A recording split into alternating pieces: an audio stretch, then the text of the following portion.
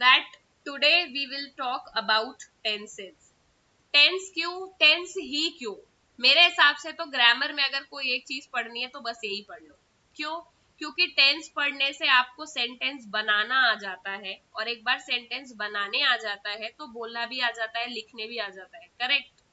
बाकी सारी चीजें भी इंपॉर्टेंट है, वो तो पार्ट्स ऑफ स्पीच है सब कुछ, या बाकी एक्स्ट्रा है जो हम और बेटर कैसे कर सकते हैं, लेकिन टेंस तो फाउंडेशन है। ठीक है? जैसे कोई इमारत बनेगा, कोई बिल्डिंग बनेगा, तो उसका जो नींव फाउंडेशन होता है दैट इज टेंस।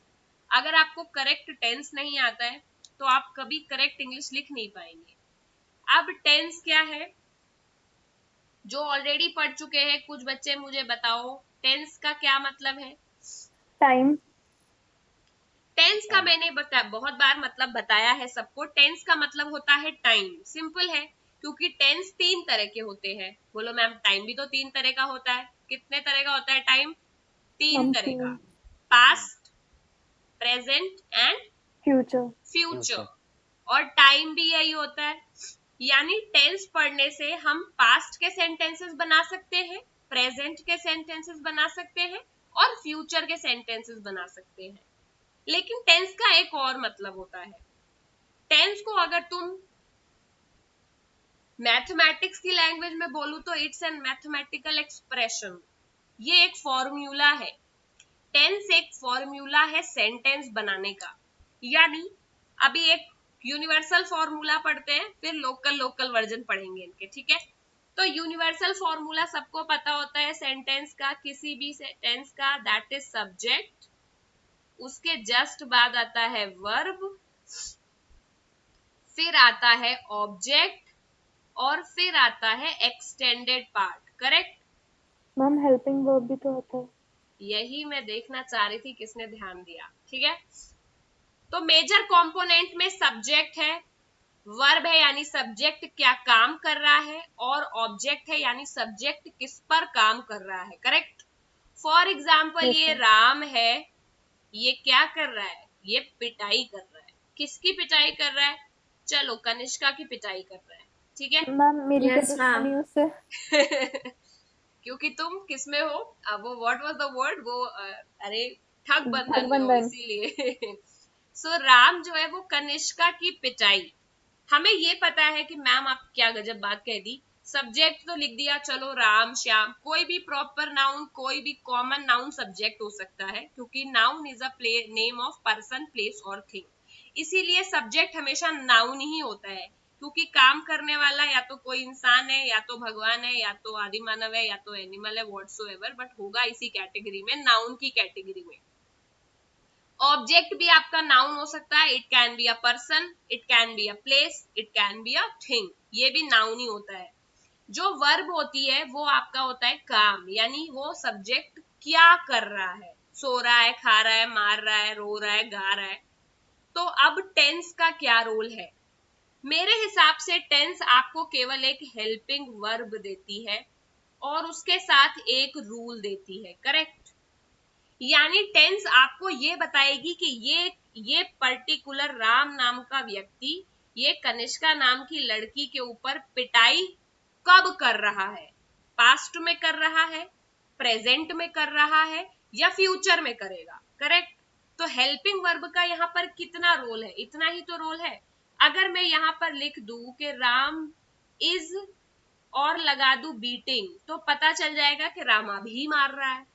अगर इसको रिप्लेस करके इधर वॉज लगा दूं तो पता चल जाएगा कि राम कभी पास्ट में मार रहा था, और अगर इसको रिप्लेस करके विल बी लगा दूं तो ये पता चल जाएगा कि राम फ्यूचर में कभी कनिष्का को मारेगा। करेक्ट है कि नहीं है?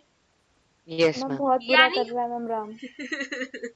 यानी हर एक सिचुएशन में राम कॉमन है, जो वो काम कर रहा है वो भी कॉमन है, कनिष्का भी कॉमन है। केवल एक चीज चेंज हो रही है, that is your helping verb, और उसके साथ चेंज हो रही है तुम्हारे वर्ब की फॉर्म। यानी हेल्पिंग वर्ब और वर्ब की फॉर्म चेंज करते ही ये पता चल जाता है कि काम पर्टिकुलर किस समय हो रहा है। करेक्ट? और अगर थोड़ा आगे पढ़े तो टाइम के साथ साथ हमें कभी ये भी पता चल जाता है कि काम हो रहा है या काम हो चुका है। करेक्ट?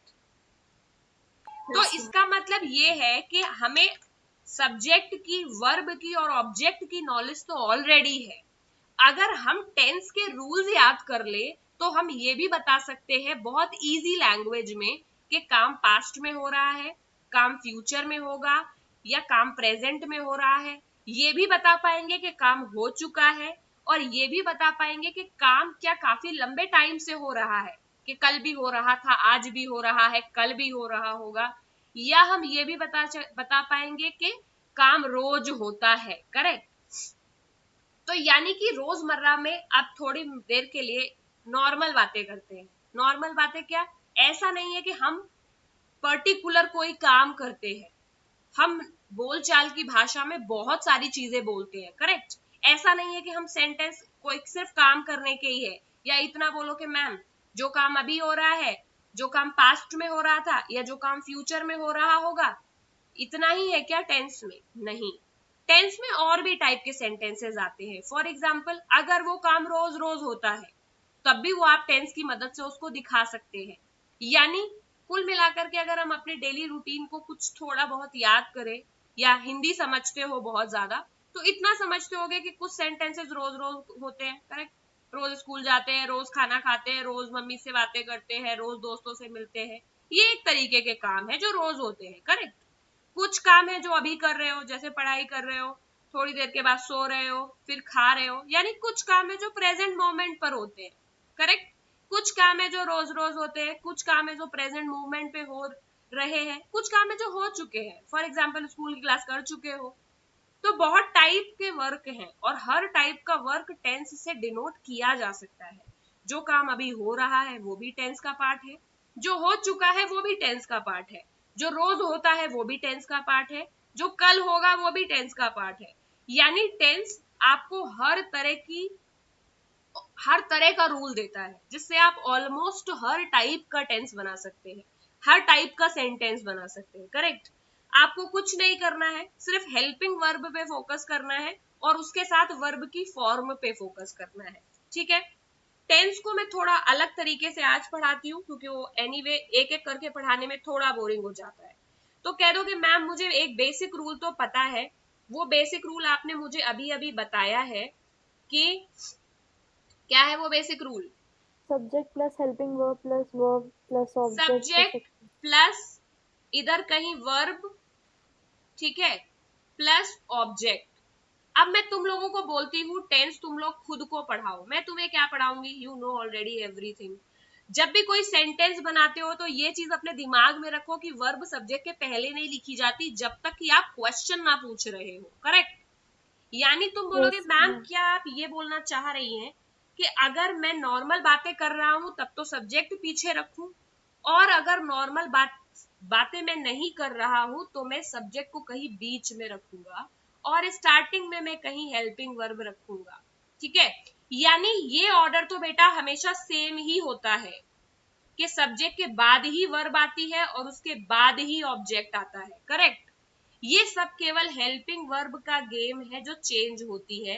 हेल्पिंग वर्ब एक फॉरेन एलिमेंट है जो हमने इंट्रोड्यूस किया है अभी अभी अपने यूनिवर्सल रूल में। करेक्ट। यानी यूनिवर्सल रूल है, राम कोई भी काम कर सकता है। यानी मान लो कि सो ही रहा है, ठीक है, मान लो ऑब्जेक्ट वो है बिस्तर पर सो रहा है, तो चलो ऑन बेड सो रहा है। ठीक है, ये सब बना दिया। अब हमें ये दिखाना है कि राम अभी सो रहा है तो कंटिन्यूअस वाली हेल्पिंग वर्ब लगानी पड़ेगी। अगर हम ये बोलना चाहते हैं कि राम रोज सोता है तो हमको इंडेफिनिट वाली हेल्पिंग वर्ब लगानी पड़ेगी। अगर हम ये बोलेंगे कि राम कल सो रहा था तो हमको पास्ट वाली हेल्पिंग वर्ब लगानी पड़ेगी। यानी हर रूल में हम बस इसे चेंज कर दें, हमारा मतलब चेंज हो जाएगा। करेक्ट। लेकिन बोलोगे यस। मैम ये तो एक सेंटेंस के लिए हुआ। फॉर एग्जाम्पल अगर मैं ये कह दूं, पूछना चाहूं सवाल कि क्या राम सो रहा है, तो उस केस में यूनिवर्सल रूल सेम ही है, बस सब्जेक्ट और हेल्पिंग वर्ब एक दूसरे को स्वैप कर देते, कूद जाते हैं। यानी हेल्पिंग वर्ब पहले आ जाती है, सब्जेक्ट उसके जस्ट बाद आ जाता है। ये दो रूल अगर तुम जानते हो तो पहले वाले रूल से तुम सारे नॉर्मल टाइप के सेंटेंस बना लोगे, और दूसरे वाले रूल से सारे क्वेश्चन टाइप के सेंटेंस बना लोगे। क्या तुम्हें लगता है कोई तीसरा टाइप का सेंटेंस एग्जिस्ट करता है? No ma'am. Eventually no. Normal में ही नॉट वाले भी आ जाते हैं, यानी अफर्मेटिव भी उसी में आ जाता है, उसी रूल में नेगेटिव भी आ जाएगा, बस आपको हेल्पिंग वर्ब के मतलब हेल्पिंग वर्ब के जस्ट बाद एक नॉट लगाना होता है। वो you everybody know, Ram is going, Ram is not going. तो नॉर्मल Yes, यानी ma'am. टाइप के सेंटेंसेस में ही नॉट वाले भी इंक्लूड हो जाते हैं, और डब्ल्यू एच फैमिली वाले भी किस में इंक्लूड होते हैं, क्वेश्चन वाले में इंक्लूड हो जाते हैं। फिर एक यूनिवर्सल रूल ये है कि अगर तुम केवल सवाल पूछ रहे हो, यानी फॉर एग्जाम्पल मैंने एक सेंटेंस बोला राम सो रहा है, बोलोगे मैम इस सेंटेंस के लिए तो रूल होना चाहिए subject plus helping verb plus object. अब क्या हेल्पिंग वर्ब लगेगी ये तो अभी आपने बताया नहीं, लेकिन मैं ये बता सकती हूँ कि ये वाला सेंटेंस इस वाले रूल से बनेगा, करेक्ट। फिर मैं तुमसे बोलूंगी कि बेटा क्या राम सो रहा है, ये किस रूल से बनेगा, बोलोगे मैम हेल्पिंग वर्ब नहीं पता ये, लेकिन रूल नंबर 2 से बनेगा कि हेल्पिंग वर्ब पहले आएगी, सब्जेक्ट। तो क्या राम सो रहा है, इस सवाल का जवाब क्या हाँ या ना में दिया जा सकता है। Yes, ma'am. तो सिंस इनका जवाब हाँ या ना में दिया जा सकता है, तो इसको हम डब्ल्यू एच फैमिली नहीं बोलते, यानी इनमें वॉट, वेन, वेयर, वाई इस तरह के वर्ड लगाने की जरूरत ही नहीं पड़ती है। तो इस तरह के सेंटेंस में हेल्पिंग वर्ब से ही शुरुआत होती है, यानी कभी भी वाई, वेन, वेयर, हाउ ये सब देखोगे नहीं इस तरह के सेंटेंसेस में जिसमें सवाल का जवाब केवल हाँ या ना में दिया जा सके। फॉर एग्जाम्पल क्या तुम्हारा नाम मान लो समीक्षा है, तो जवाब हो सकता है हाँ, लेकिन अगर कोई पूछ ले कि तुम्हारा नाम समीक्षा किसने रखा, तो क्या मैं सवाल का जवाब हाँ या ना में दे सकती हूँ, No, No, ma'am. नहीं। ma'am. तो यानी इंटेरोगेटिव सेंटेंसेस भी पूरी दुनिया में केवल 2 ही तरह के होते हैं, एक वो सवाल जिनके जवाब हाँ या ना में दिए जा सके, और दूसरे वो सवाल जिनके जवाब के लिए हमको डब्ल्यू एच वर्ड की जरूरत पड़ती है। इस तरह के सेंटेंस में कुछ नहीं करना है, रूल नंबर 2 ही कॉमन है, इसी को यूज करना है, बस रूल नंबर 2 के जस्ट पहले एक डब्ल्यू एच वर्ड लगा देना है, ठीक है, और इसी से ये बन जाएगा, ठीक है। यानी अब तो हमने पूरी दुनिया के हर तरह के टेंस वाले सेंटेंस को इन्हीं 3 रूल में कवर कर लिया है।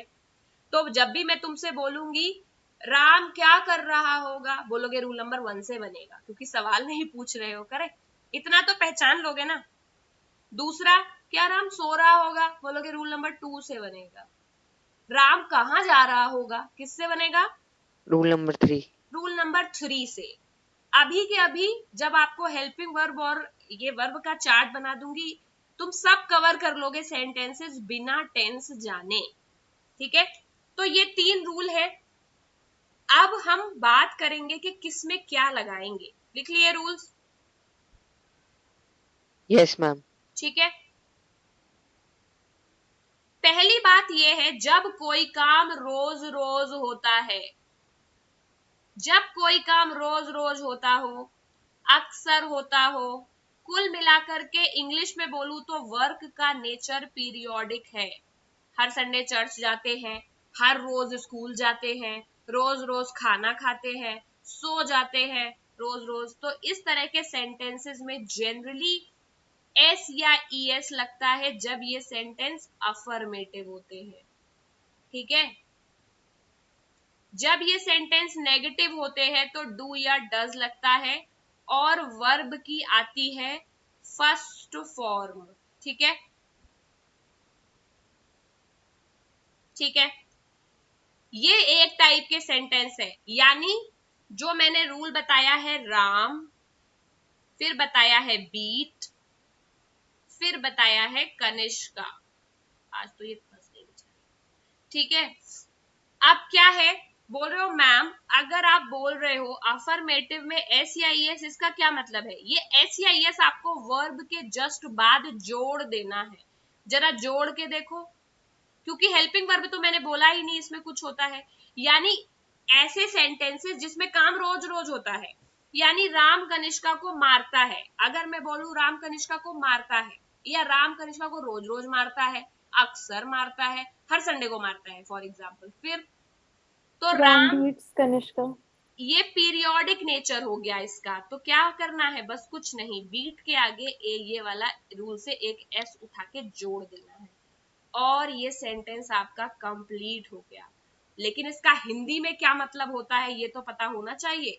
तो हिंदी में इसका ये मतलब है कि राम कनिष्का को मारता है, क्योंकि है कि नहीं, जैसे हम स्कूल जाते हैं, ये भी एक पीरियोडिक नेचर है।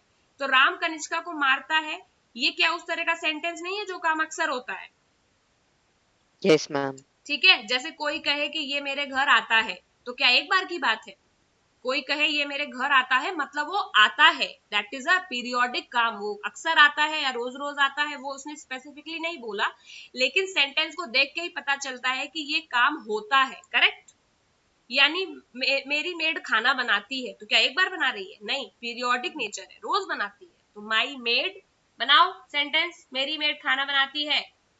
My maid My makes cooks food the every day. food. कुक्स food, बोलो ये कर तो दिया।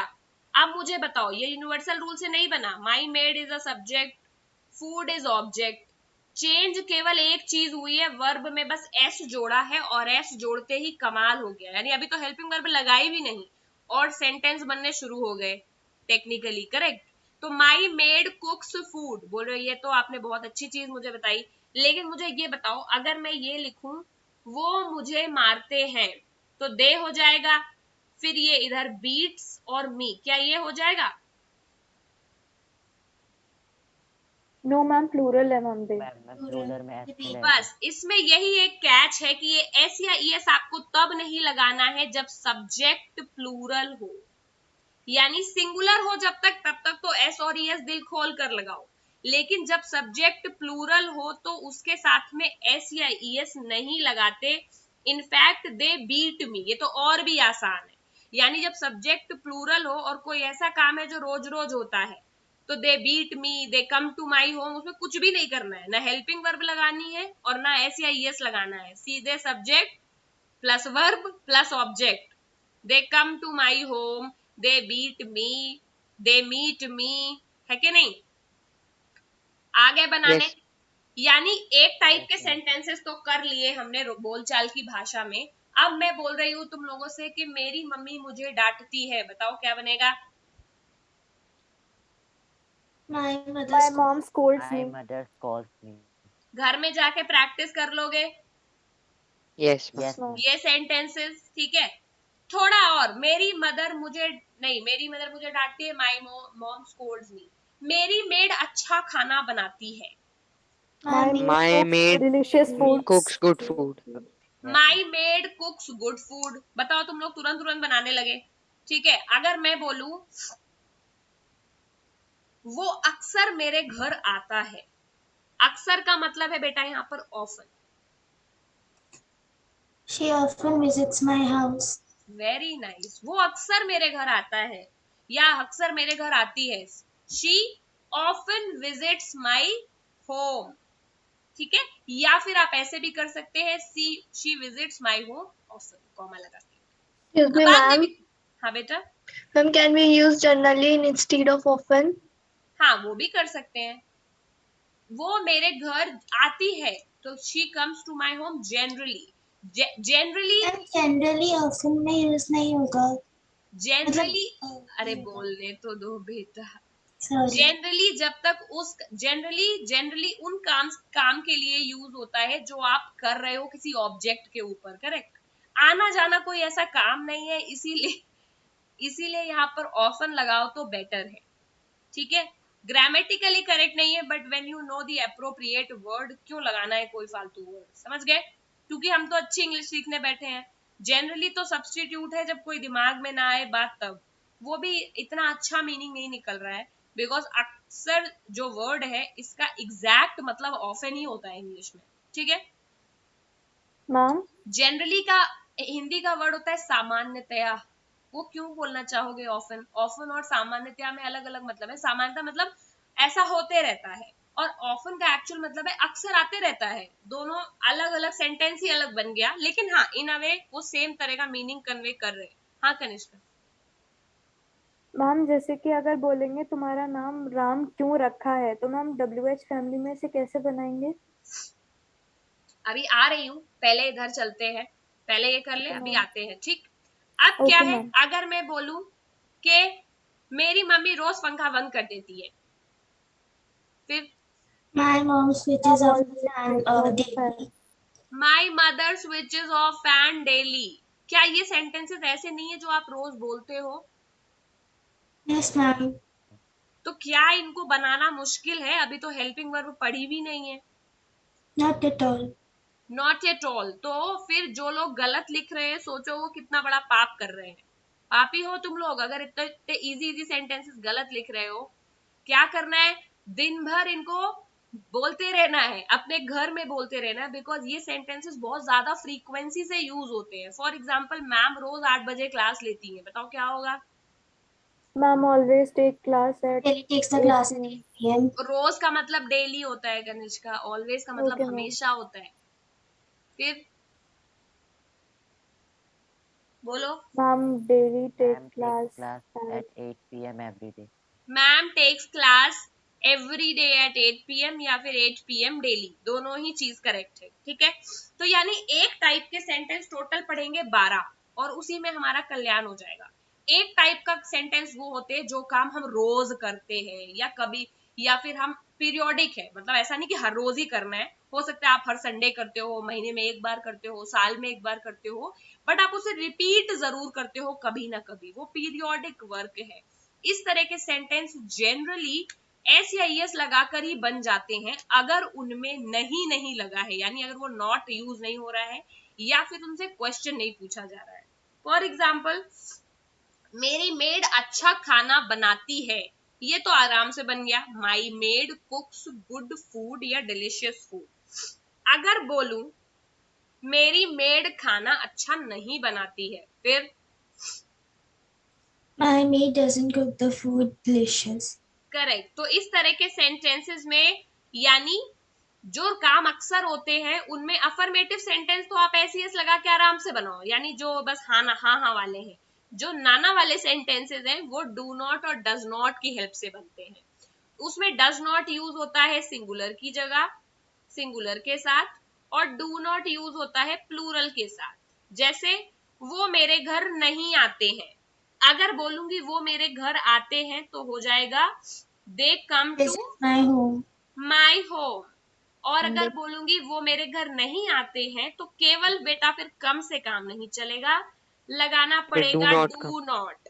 they do not come to my home. Correct, they do not come to my home. ठीक है, तो अगर मैं बोलूं कि मेरी मम्मी मुझे नहीं डांटती है तो क्या होगा? My My mom mother didn't does Mom not doesn't scold me. scold me. ठीक है, my mother does not scold me. Correct, Yes, ma'am. क्योंकि ये सिंगुलर के साथ लगना है और माई मदर तो सिंगुलर है। ठीक है, मेरी मेड अच्छा खाना नहीं बनाती है। मैम स्कोल्ड Maid में एस नहीं doesn't My लगेगा। maid doesn't cook नहीं, delicious food. Do not does not एक बार में एक रूल फॉलो होगा। जब एस या एस लगेगा तो उसके साथ में फिर कुछ नहीं लगता है, ना डू लगता है ना डज लगता है। जब डू या डज लगता है तो उसके साथ में एस या एस नहीं लगा, टाइप सेंटेंस का टाइप ही चेंज हो गया, अब हम नेगेटिव में आ गए हैं, इसमें रूल ही नहीं लिखा है मैंने। समझ गए? यानी यस मैम। जब तक सेंटेंस अफर्मेटिव है तभी तक एस या एस लगाना है, अगर प्लूरल है तो वो भी नहीं लगाना है। एस या एस कहाँ लगाना है? केवल सिंगुलर। सिंगुलर में। Singular. प्लूरल में तो कुछ भी नहीं लगाना है, केवल वर्ब लगाओ, they do they like me, बस। एस ई एस भी नहीं लगाते हैं। लेकिन अगर सेंटेंस का टाइप नेगेटिव या इंटेरोगेटिव है, तीन ही तरह के सेंटेंस होंगे, या तो पॉजिटिव होगा या नेगेटिव होगा या इंटेरोगेटिव होगा। करेक्ट, यानी या तो यस मैम। तुम्हारी मेड खाना अच्छा बनाती है या तो नहीं बनाती है, या तो वो तुम्हारे यहाँ खाना पूछेंगे क्या खाना बनाती है या खाना क्यों बनाती है, तीन ही टाइप के सेंटेंस होंगे। तो नेगेटिव और इंटेरोगेटिव दोनों में ही डू नॉट और डज नॉट लगता है। अफर्मेटिव में बस एस या ईएस लगता है सिंगुलर के केस में, प्लूरल में तो कुछ लगता ही नहीं है, वो तो इजी बन जाते हैं। तो इफ आई से माई मदर, मेरी जो मेड है वो अच्छा खाना नहीं बनाती है तो क्या होगा? माई My made maid doesn't cook Doesn't delicious cook food. delicious does food. Not cook delicious food. Correct. Yes ma'am. Yes, ma'am. तो यानी कि ये टाइप के सेंटेंस में दूसरा भी कवर हो गया, यानी अब हम दो तरह के सेंटेंस बोलना सीख गए। कैसे? वो आते हैं जाते हैं, मैं स्कूल जाता हूँ, आजकल मैं मेरे दोस्त से बातें करता हूँ, हम दोनों पार्क में टहलते हैं, बहुत अच्छा लगता है, हम दोनों रोज जिम जाते हैं। कितने टाइप के सेंटेंस कवर हो गए देख लो। एक और तरीका है इन सेंटेंस को पहचानने का। अगर तुम्हें ये दिक्कत है कि वो ये पीरियोडिक है, कैसे समझ आएगा कि ये काम रोज होता है या नहीं? मेरे हिसाब से तो इसमें समझने वाली कोई बात ही नहीं कि कोई काम अक्सर होता है या नहीं, वो सुन के ही पता चल जाता है कि हम दोनों पार्क टहलने जाते हैं, हम खाना खाते हैं, रोज पढ़ाई करते हैं। लेकिन अगर फिर भी ना समझ पाओ तो ऐसे सेंटेंस के एंड में ते है आता है या ता है आता है। पार्क जाता है, खाता है, हम दोनों बातें करते हैं, पार्क में टहलते हैं, जिम जाते हैं। नोटिस करो इन सेंटेंसेस के एंड में तुमको ता या ते मिल ही जाएगा, करेक्ट? तभी पहचान जाओगे कि ये सेंटेंस डू, डज या एस या ईएस वाले हैं, ठीक है? यानी हम रोज जिम जाते हैं, we go to gym every day. हम रोज जिम नहीं जाते हैं, we do not go to gym every day. दोनों तरह के सेंटेंस बनाने सीख लिए। Yes, ma'am. क्लियर है? अब हम मिलते हैं तीसरे तरह का सेंटेंस, जो कि है इंटेरोगेटिव। इंटेरोगेटिव का जरा रूल बताना। यही है ना? Yes, Yes, ma'am. ma'am. Yes, ma'am. Helping verb plus subject plus verb plus object. क्या हम रोज जिम जाते हैं? जरा बताना। हम तो हैं we. Do we go to the gym daily? Every day. बस हेल्पिंग वर्ब पीछे लगानी, यही तो करना है। डू वी और वर्ब है जाना यानी गो। क्या ये टफ है इन्हें बनाना? Yes, ma'am. No, ma'am. No, कुछ ma'am. किया ही नहीं है, बस हेल्पिंग वर्ब पहले लिख दिया है। यानी हम रोज जिम जाते हैं? आंसर हाँ या ना में है ऑब्वियसली, तो इसमें क्यों, कहाँ, कैसे, कब, ये सब तो लिखा ही नहीं है। तो यानी केवल हेल्पिंग वर्ब भी पहले जोड़नी है, डू। अगर यही मैं बोल दूं कि हम रोज जिम कहाँ जाते हैं, तो कुछ नहीं करना है। क्या करना Ma'am, है? where do we go? इसके जस्ट पहले जो मैंने बताया था वेयर जोड़ देना है, यानी WH भी एक ही रूल से बन गया। फॉर एग्जाम्पल अगर मैं बोलूं क्या हम हर रोज जिम जाते हैं, तो केवल इतना ही सेंटेंस होगा, क्योंकि ये रूल नंबर 2 से बनेगा, करेक्ट? क्योंकि ये इंटेरोगेटिव सेंटेंस है, तो बनेगा Yes, do ma'am. We go to gym daily. और अगर बोलूंगी कि हम रोज जिम क्यों जाते हैं, तो ये रूल नंबर 3 से बनेगा। लेकिन रूल नंबर 3 और 2 में कोई डिफरेंस ही नहीं है, केवल उसके स्टार्टिंग में एक वर्ड ऐड कर देते हैं जो भी सेंटेंस में दिया होता है, जो भी WH वर्ड दिया हो। यानी अगर दिया है हम रोज जिम कहाँ जाते हैं, तो वेयर ऐड कर दो पहले, कहाँ का मतलब वेयर। हम रोज जिम क्यों जाते हैं, तो Why? वाई ऐड कर दो, why do we go to gym every day. किस किस को समझ आ गया क्या बोल रही हूँ? Yes, ma'am. आ गया. Yes, ma'am. Yes, ma'am. आ गया. Yes, नए ma'am. बच्चों आ गया? Yes, ma'am. तो why do we go to gym daily, ये भी हमें तुरंत समझ आ गया। बोलो क्या मजेदार बात है, एक सेंटेंस से सब बनाने सीख लिए। कैसे? स्टार्टिंग करते हैं एक नॉर्मल सेंटेंस के साथ। Sheela dance Sheela dances daily, यानी एक अफर्मेटिव टाइप का सेंटेंस है। शीला क्या है? ये एक सिंगुलर सब्जेक्ट है। इसका हिंदी में मतलब क्या होगा? शीला रोज डांस करती है, करेक्ट? Yes, ma'am. अगर Yes. बोलूं कि शीला रोज डांस नहीं करती है, तो क्या बनेगा? Sheila Sheila does not dance daily. dance daily. Sheela does not dance daily. Daily. इसी से बन गया, क्योंकि रूल अभी पढ़ा है कि जैसे ही अफर्मेटिव होगा वैसे ही एस या ईएस हटा के जब भी नेगेटिव बनाने जाएंगे, अफर्मेटिव में तो एस या ईएस से काम चल जाएगा, लेकिन अगर नेगेटिव बनाएंगे तो डू नॉट डज नॉट लगाना पड़ेगा।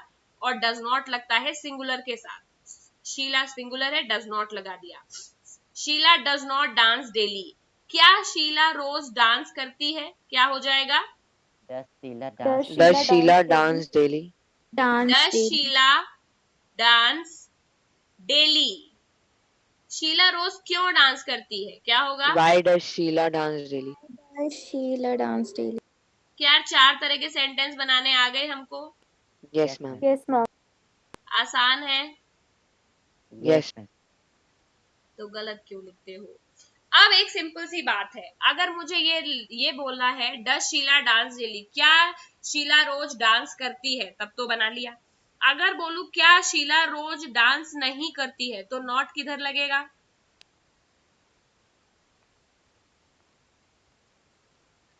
डस के Does बाद के बाद लगेगा, शीला के बाद लगेगा, डांस के पीछे लगेगा, किधर लगेगा? मैम शीला मैम के शीला के बाद। बाद, मैम सब्जेक्ट के बाद। करेक्ट। हमेशा याद रखो नॉट जहां लगा था वहीं लगेगा, डांस के पीछे लगेगा। ठीक है। Why does Sheela not dance daily, इसमें भी अगर नॉट लगाना है तो डांस के जस्ट पीछे लगेगा, यानी सब्जेक्ट के बाद लगता है, जनरली वर्ब के जस्ट पहले लगता है नॉट। कोई भी इंटेरोगेटिव सेंटेंस हो, चाहे WH टाइप का यानी वाई व्हेन वेयर वाला या डू डज वाला, नॉट हमेशा वर्ब के जस्ट पहले लगता है। ठीक है। yes ma'am, okay. Does Sheela not dance daily, why does Sheela not dance daily, तो सारे नेगेटिव भी आ गए और सारे टाइप के अफर्मेटिव भी आ गए, इंटेरोगेटिव भी पढ़ लिया। कुछ बचा है इस टाइप के सेंटेंस को पढ़ने में? no no ma'am, ma'am. नहीं। तो अगर मैं बोलूं कि तुम मेरे घर क्यों नहीं आते हो, क्या बनेगा? Why does you do not does come लगेगा to यू my के Why साथ, यू प्लूरल है। don't you come to my home daily? Why do you not come to my home daily, correct. जिसको मॉडर्न लैंग्वेज में why don't you भी बोल देते हैं। ठीक है। लेकिन इस रूल के हिसाब से क्या बनेगा? Why do you No. Not come to my home, is it correct? अरे Yes सही है। तो बना तो दिया yes ma'am, फटाफट। तो इस तरह के सेंटेंस अपने दिमाग में सोचो, 2 मिनट्स एक्सरसाइज है, और 2-3 सोचो और दिमाग में कन्वर्ट करने की कोशिश करो। See if you can do it. Tough tough सोचना, ठीक है। बन रहे हो तो बोलो, कोई डाउट है तो तुरंत पूछो, इट इज इंपॉर्टेंट।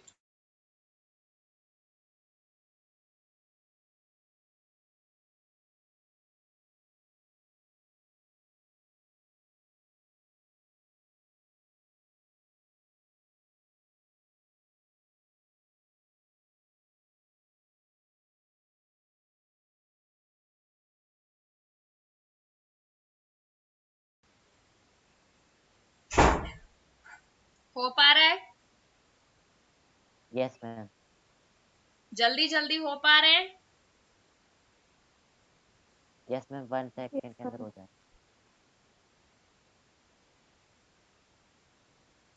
आज की एक्सरसाइज है फॉर 5 मिनट्स। जितने भी रूल यहाँ पढ़ाए जाएंगे, आज मैं एक और टाइप पढ़ाऊंगी केवल फॉर 5 मिनट्स, उसके बाद मैं वोकेबलरी वाला पार्ट पढ़ाऊंगी, ठीक है, जो कि इजी होगा। फॉर 5 मिनट्स आपको इन रूल्स के ऊपर आंख बंद करके सेंटेंसेस अपने माइंड में कन्वर्ट करने हैं।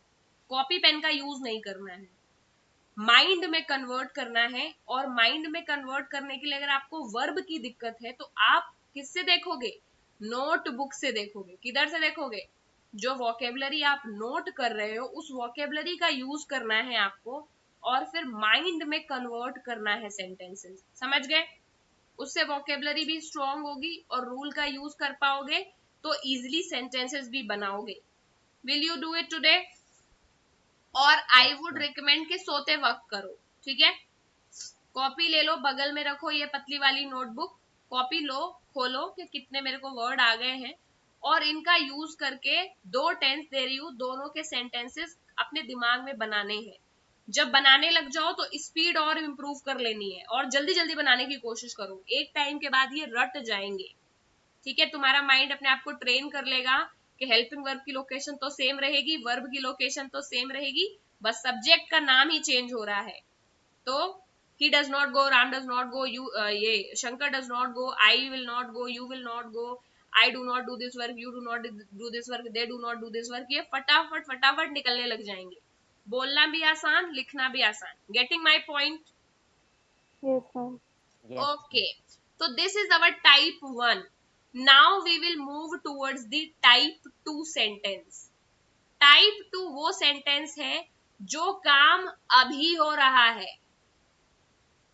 यानी ये काम रोज या अक्सर नहीं होता है, पीरियोडिक नहीं है, ये अभी दिस मोमेंट पे ये काम हो रहा है। ठीक है, अगेन यूनिवर्सल रूल एकदम सेम है, यानी subject plus verb plus object और इधर बीच में हेल्पिंग वर्ब, ये बनेगा रूल नंबर 1। अफर्मेटिव और नेगेटिव के लिए ये रूल यूज होगा। Rule number 2, helping verb plus subject plus verb plus object, ये यूज होगा इंटेरोगेटिव, जिनका जवाब हाँ या ना में दिया जा सकता है। करेक्ट। तीसरा जो रूल है universal rule, WH word plus helping verb plus subject plus verb plus object, ये यूज होगा जब क्या, क्यों, कब, कैसे, कहां, कौन, इस तरह के वर्ड यूज होंगे तब। क्लियर है? तो ये सेम रूल चलते Yes, चले ma'am. आ रहे हैं, इसमें कुछ नया नहीं है। टाइप 1 में टाइप 12 तक यूनिवर्सल रूल तो सेम रहेगा, लेकिन चेंज क्या हो जाएगी, हेल्पिंग वर्ब, यानी जो यहाँ पर लिखा जाना है बस वो वर्ड चेंज हो जाएगा। पहले वाले में हेल्पिंग वर्ब थी एस या ES for affirmative sentences, do या does for negative and interrogative sentences. जो काम अभी हो रहा है यानी प्रेजेंटली हो रहा है, इस मोमेंट पे हो रहा है, इस तरह के सेंटेंस को करने के लिए हेल्पिंग वर्ब यूज होती है is, am, are. Everyone is aware of that. Correct. और वर्ब में Yes, ma'am. उस वहां तो केवल वर्ब की फर्स्ट फॉर्म ही यूज हो रही थी, यहाँ वर्ब में भी चेंज हो जाता है। फॉर्म तो फर्स्ट ही रहती है लेकिन उसके आगे आईएनजी ऐड करना होता है। यानी हम 12 टाइप के सेंटेंसेस में बस 2 ही चेंज पढ़ेंगे, हेल्पिंग वर्ब का चेंज और वर्ब का चेंज। बनाने का तरीका एकदम सेम। ठीक है, तो अब अगर मैं बोलूं कि तुमने ये, ठीक है, पता चल गया सबको, यानी किस तरह के सेंटेंसेस हम अभी क्लास में पढ़ रहे हैं, ग्रामर रिवाइज कर रहे हैं, सब लोग अपनी कॉपी में इस वक्त लिख रहे हैं, मेरी बात ध्यान से सुन रहे हैं, कमरे में फैन नहीं चल रहा है, हम लोग एक दूसरे को देख रहे हैं, सब लोग बातें कर रहे हैं, ये कब हो रहा है, मैम प्रेजेंट में। अभी हो रहा है। तो ये टाइप का सेंटेंस जिसमें काम अक्सर होता है ऐसा नहीं बोल रहा है कोई, बल्कि ये बोल रहा है कि अभी हो रहा है ये काम, इस तरह के सेंटेंस को हम बोलते हैं कॉन्टिन्यूअस, प्रेजेंट कॉन्टिन्यूअस। अगर आपको टेंस का नाम नहीं जानना कोई बात नहीं, ठीक है, वैसे इसका नाम है प्रेजेंट कॉन्टिन्यूअस, और जो पहले पढ़ा था वो है प्रेजेंट इंडेफिनिट। लेकिन प्रेजेंट कॉन्टिन्यूअस का मतलब ये है कि कंटिन्यू, काम अभी के अभी हो रहा है। और इस तरह के सेंटेंस में हेल्पिंग वर्ब है इज, एम, आर, और वर्ब की फॉर्म होती है फर्स्ट फॉर्म, यानी गो को गो ही बोलोगे, वेंट नहीं बोलोगे, गॉन नहीं बोलोगे, गो गोइंग हो जाएगा, डू डूइंग हो जाएगा, स्विम स्विमिंग हो जाएगा, टॉक टॉकिंग हो जाएगा, कुक कुकिंग हो जाएगा। करेक्ट। तो बोलोगे आपने तो मेरे को क्या गजब चीज बता दी, आपने तो ये बोला है, इस हिसाब से एक रूल था, अभी आपने मुझे बोला that Ram beats Kanishka. Ma'am कितना पीटेगा मेरे को आज वो। बोल रहे हो, यानी मैम आपके हिसाब से अगर मैं राम के आगे बीट्स को हटा के बीटिंग कर दूं और ये प्लूरल है इज लगा दूं, तो क्या इसका मतलब ये हो जाएगा कि राम कनिष्का को अभी मार रहा है? हाँ, यही हो जाएगा, कुछ Yes, नहीं ma'am. करना है। वर्ब की फॉर्म में जो नया वर्ब की फॉर्म आ गई है, बीट में आईएनजी लगा देना है, वो हेल्पिंग वर्ब की जगह हेल्पिंग वर्ब को लिख देना है। ठीक है। बोलोगे कि मैम अगर मैं ये बोलूं Ram does not beat Kanishka, अगर मैं इसकी जगह डस की जगह लिख दूं इज, ठीक है, और नॉट की जगह नॉट, और कनिष्का की जगह कनिष्का लिख दूं, राम की जगह राम, तो इसका मतलब क्या हो जाएगा, राम कनिष्का को नहीं मार रहा है। अच्छी हाँ बात सही है। है। तो क्या ये टफ है बनाने सेंटेंसेस, खुद बताओ, क्यों No, कंफ्यूज ma'am. होते रहते हो? केवल एक, ये तो एक वही बात हो गई कि आपको बस फिल करना है, वो जगह आपको ऑलरेडी पता है, आपको हेल्पिंग वर्ब चेंज करते जाना है, वर्ब की फॉर्म चेंज करते जाना है, मतलब अपने आप बदल जाएगा। यानी राम बीट्स कनिष्का का मतलब है राम कनिष्का को मारता है, लेकिन राम इज बीटिंग कनिष्का का मतलब है राम कनिष्का को मार अभी रहा है या मार रहा है। करेक्ट। तो इस तरह हमने सेंटेंस को चेंज करना सीख लिया, नया मतलब भी समझ गए? क्या सब समझ गए क्या बोल रही हूँ? Yes, Yes, ma'am. ठीक है, अब जरा हेल्पिंग वर्ब की बात भी कर लेते हैं। जो पहली बार पढ़ रहे हैं वो ये सोच रहे होंगे कि 3 3 दे दी और अब बोल रहे हैं हेल्पिंग वर्ब चेंज कर लो, कौन सी लगा दूं यही नहीं पता चल रहा मुझे। इज लगाते हैं किसके साथ? सिंगुलर के साथ। Yes. यानी इंसान का नाम हो, सामान का नाम हो, ठीक है, भगवान का नाम हो, पेड़ पौधे का, किसी का भी नेम है, as long as it is proper noun, इसमें इज लगेगा। ठीक है, अगर आई है तो एम लगेगा और आर लगता है प्लूरल के साथ। Plural. आई होप ये सबको पता है। बोलोगे प्लूरल प्लूरल बोल रहे हो, आखिर प्लूरल होता क्या है? प्लूरल में 3 4 चीजें आती है। क्या आता है? दे, वी, यू और आई। लेकिन कंटिन्यूअस एक अकेला ऐसा टेंस है जिसमें आई के लिए इन्होंने अलग से एक वर्ब दी है, एम। वो उसके लिए ही यूज होती है और किसी के लिए यूज नहीं होती है। ठीक है, तो आई की इस केस में काफी ज्यादा वैल्यू है कॉन्टिन्यूअस में, क्योंकि उसको अलग से एक हेल्पिंग वर्ब ही मिली हुई है। ठीक है, मैम आई प्लूरल होता है पर उसके साथ आर नहीं लगता ना?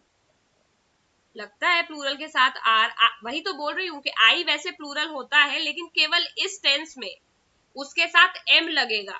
ठीक है, वैसे आई को प्लूरल माना जाता है, समझ रहे हो? Yes, लेकिन ma'am. आई को यहाँ पर इन्होंने एक अलग हेल्पिंग वर्ब दी हुई है और वो है एम। यानी हम यहाँ पर आर नहीं यूज करेंगे आई के साथ, यूज करेंगे एम। ठीक है, Yes, ma'am. बाकी जगह पे सेम चीजें हैं। जैसे पिछले वाले सेंटेंस में डज लगता था सिंगुलर के साथ, डू लगता था प्लूरल के साथ, तो वहां आई के साथ भी डू लगता है, वी के साथ भी डू लगता है, यू के साथ भी डू लगता है और दे के साथ भी डू लगता है। यहाँ पर कोई डिफरेंशिएशन नहीं किया गया है, समझ रहे हो? जो अभी अभी पढ़ा है इसमें सारे प्लूरल के साथ डू ही लगाना है और सारे सिंगुलर के साथ डज ही लगाना है। ऐसा नहीं है कि ये जो काम अक्सर होते हैं पीरियोडिक उस टाइप के सेंटेंसेस में आई के लिए कोई एक्स्ट्रा हेल्पिंग वर्ब नहीं दी गई है, लेकिन कॉन्टिन्यूअस टेंस में यानी इज एम आर वाले सेंटेंस में एक एक्स्ट्रा हेल्पिंग वर्ब दी गई है। जनरली 2 ही गिवन होती है ना, एक प्लूरल के लिए एक सिंगुलर के लिए। जैसे डू डज में डू प्लूरल के लिए, डज सिंगुलर के लिए, वॉज वर्ब में वॉज सिंगुलर के लिए, वर प्लूरल के लिए। लेकिन इज एम आर में 3 हेल्पिंग वर्ब है, इज सिंगुलर के लिए, आर प्लूरल के लिए, लेकिन आई के लिए अलग से एक एम दी गई है। समझ रहे हो? Yes, ma'am. ठीक है, Yes, ma'am. उसके अलावा वर्ब की फॉर्म और आईएनजी सबको पता है, तो वर्ब कोई भी हो उसके आगे आईएनजी लग जाएगा। Going, sleeping, walking. और इसका मतलब होगा कि काम अभी हो रहा है। तो अब तुम लोग मुझे बताओ, अगर मैं बोलूं मैं अभी पढ़ा रही हूं, क्या होगा? I am teaching. I am I'm teaching teaching right now. Right now. अगर अभी बोल दिया बेटा तो अभी के लिए एक अलग वर्ड होता है, अभी के अभी का मतलब होता है right now. If I simply से कि मैं पढ़ा रही हूं, तब क्या होगा? I am I'm teaching. teaching. I'm I teaching. Am teaching. ठीक है, रूल नंबर 1 से बनाइए सेंटेंस। Ma'am. अगर मैं बोलूं कि मैं नहीं पढ़ा रही हूं, I am not Why you're not teaching. I teaching? am I not am not teaching. Teaching. If I से कि क्या तुम लोग पढ़ रहे हो, तो क्या होगा? Are you studying? Are you studying? Are you studying. और अगर मैं बोलूं कि तुम लोग क्यों नहीं पढ़ रहे हो, तो क्या होगा? Why are Why you are not Why you are you studying? not studying? studying? सबको पता है WH वर्ड ऐड हो जाएगा और नॉट लगता है सब्जेक्ट के बाद यानी वर्ब के जस्ट पीछे। So why are you not studying, मैंने हर एक चीज का लोकेशन, हर एक वर्ड का लोकेशन तुम्हारे माइंड में फीड कर दिया है। अगर कहीं अटक भी जाओ अचानक से कि तुम लोग क्यों नहीं पढ़ रहे हो, तो क्यों मतलब वाई सबसे पहले आएगा, वाई, फिर आएगा आर, फिर आएगा यू, और नॉट भी बता दिया है कि वर्ब के पीछे आता है। तो why are you not studying, इसको कन्वर्ट करने में कोई प्रॉब्लम हुई? No, ma'am. ये कन्वर्ट हुआ है रूल नंबर 3 Two. से, ये कन्वर्ट हुआ है रूल नंबर 2 से। Two. क्या एक ही रूल से ये दूसरे टाइप का सेंटेंस भी नहीं बन गया? Yes, ma'am. यानी यूनिवर्सल रूल से सब बनेगा, बस प्रैक्टिस से वो बार बार और रिफाइन होगा। फॉर एग्जाम्पल अभी बाहर बहुत तेज आवाज आ रही है, क्या होगा इसका? जो समझ गए ना? Loud noises coming from outside. और इस तरह के सेंटेंस हम रेगुलर यूज में बोलते हैं, करेक्ट। तो क्या बोलेंगे, a lot of noise is coming from outside। क्या किया है, बस कुछ नहीं, from outside ही तो लगाया है, उसमें from तो प्रीपोजिशन है, समझ रहे हो। मैम तो सेंट, हाँ बेटा। मैम जैसे कि बोलते हैं मैं अभी पढ़ा रही हूँ तो I am teaching right now कर दिया, अगर बोलेंगे अभी मैं पढ़ा रही हूँ तो राइट नाउ आगे लग जाएगा? नहीं नहीं, राइट नाउ आप पीछे ही लगा सकते हो। जस्ट तो क्या होता है ना, ग्रामेटिकली करेक्ट होना और विजिबली करेक्ट होने में भी डिफरेंस है। अभी ग्रामेटिकली करेक्ट है राइट नाउ बीच में लगाने पर, लेकिन उससे क्या होता है, सेंटेंस की सिमेट्रिसिटी खराब हो रही है, रूल को ब्रेक करके बीच में राइट नाउ घुस गया है, करेक्ट। तो जितना भी एक्स्ट्रा पार्ट होता है उसको सेंटेंस के पीछे लगा दिया करो। Okay ma'am. ठीक है, जैसे मैं कल तुम्हें पढ़ाऊंगा, तो हिंदी में तो मैं के बाद कल लगा है, लेकिन वैसे लोग आई टुमारो विल टीच यू थोड़ी कर दोगे, आई विल टीच यू, फिर कॉमा बाद में लगाओगे टुमारो, करेक्ट। तो जो एक्स्ट्रा चीज आती है उसको हमें सेंटेंस के रूल के बाद एंड में लगाना चाहिए, एज लॉन्ग एज वो जबरदस्ती बीच में दिया गया हो कि तुम मेरे साथ कल चलो, तो क्या होगा, मतलब नहीं, अगर ये लिखा है कि तुम और मैं कल जाएंगे तो क्या होगा, यू एंड मी, तब तो अगल बगल ही लगाना पड़ेगा ना, तुम और मैं। तो आई एंड मतलब me and you will go tomorrow, उस केस में तुम्हें साथ साथ लिखना पड़ेगा। तो एज लॉन्ग एज वर्ड एक सब्जेक्ट एक साथ ना दिया हो या वो काम एक साथ ना दिया हो, अगर एडजेक्टिव लगा दिया गया है तब भी तुरंत लगाना पड़ेगा, क्योंकि एडजेक्टिव कहाँ लगता है, सब्जेक्ट के पीछे, करेक्ट, या तो ऑब्जेक्ट के पीछे। भाई नाउन की क्वालिटी है ना वो, तो उसी के पीछे लगानी पड़ेगी। जैसे अगर मैं बोलूं आई एम टीचिंग यू, और अगर मैं बोलूं, पहले मैं बोल रही हूँ कि मैं पढ़ा रही हूँ, और अगर मैं बोल रही हूँ, मैं बोलूं कि कितनी सुंदर हूं मैं पढ़ा रही हूँ, तो क्या होगा, How beautiful am I teaching you? Correct. या मैं बोलूं कि beautiful beautiful me is teaching you, या beautiful version of me is teaching you, correct. तो ये स्टार्टिंग में ही लगाना पड़ जाएगा, क्योंकि वो एडजेक्टिव दे दिया उन्होंने, और एडजेक्टिव तो नाउन के पास ही लगेगा। ये हम लोग थोड़ा 3-4 क्लास के बाद देखेंगे, जब कॉम्प्लेक्स सेंटेंसेस देखेंगे। अभी इतना नहीं सोचना है, अभी तो केवल रूल दिमाग में रखना है और बस कन्वर्ट करते जाना है, क्योंकि जो सेंटेंसेस टफ होंगे वो तो 2-3% ही होंगे, करेक्ट। नॉर्मल बोलचाल में तो हम इजी सेंटेंसेस बोलते हैं। फॉर एग्जाम्पल सब समझ में आ रहा है, वो जो अभी मुझे सब समझ आ रहा है, बताओ प्रत्युष क्या होगा। Right now I am understanding all things. I am understanding everything now, या right now I am understanding everything, correct. तो ये सेंटेंस ऐसे बन गया। तो यानी am is am are helping verb use करके हम उस तरह के सेंटेंसेस बनाते हैं जो काम अभी इस मोमेंट पे हो रहा होता है, ठीक है। ऐसे सेंटेंसेस में वर्ब की फर्स्ट फॉर्म और आईएनजी लगती है।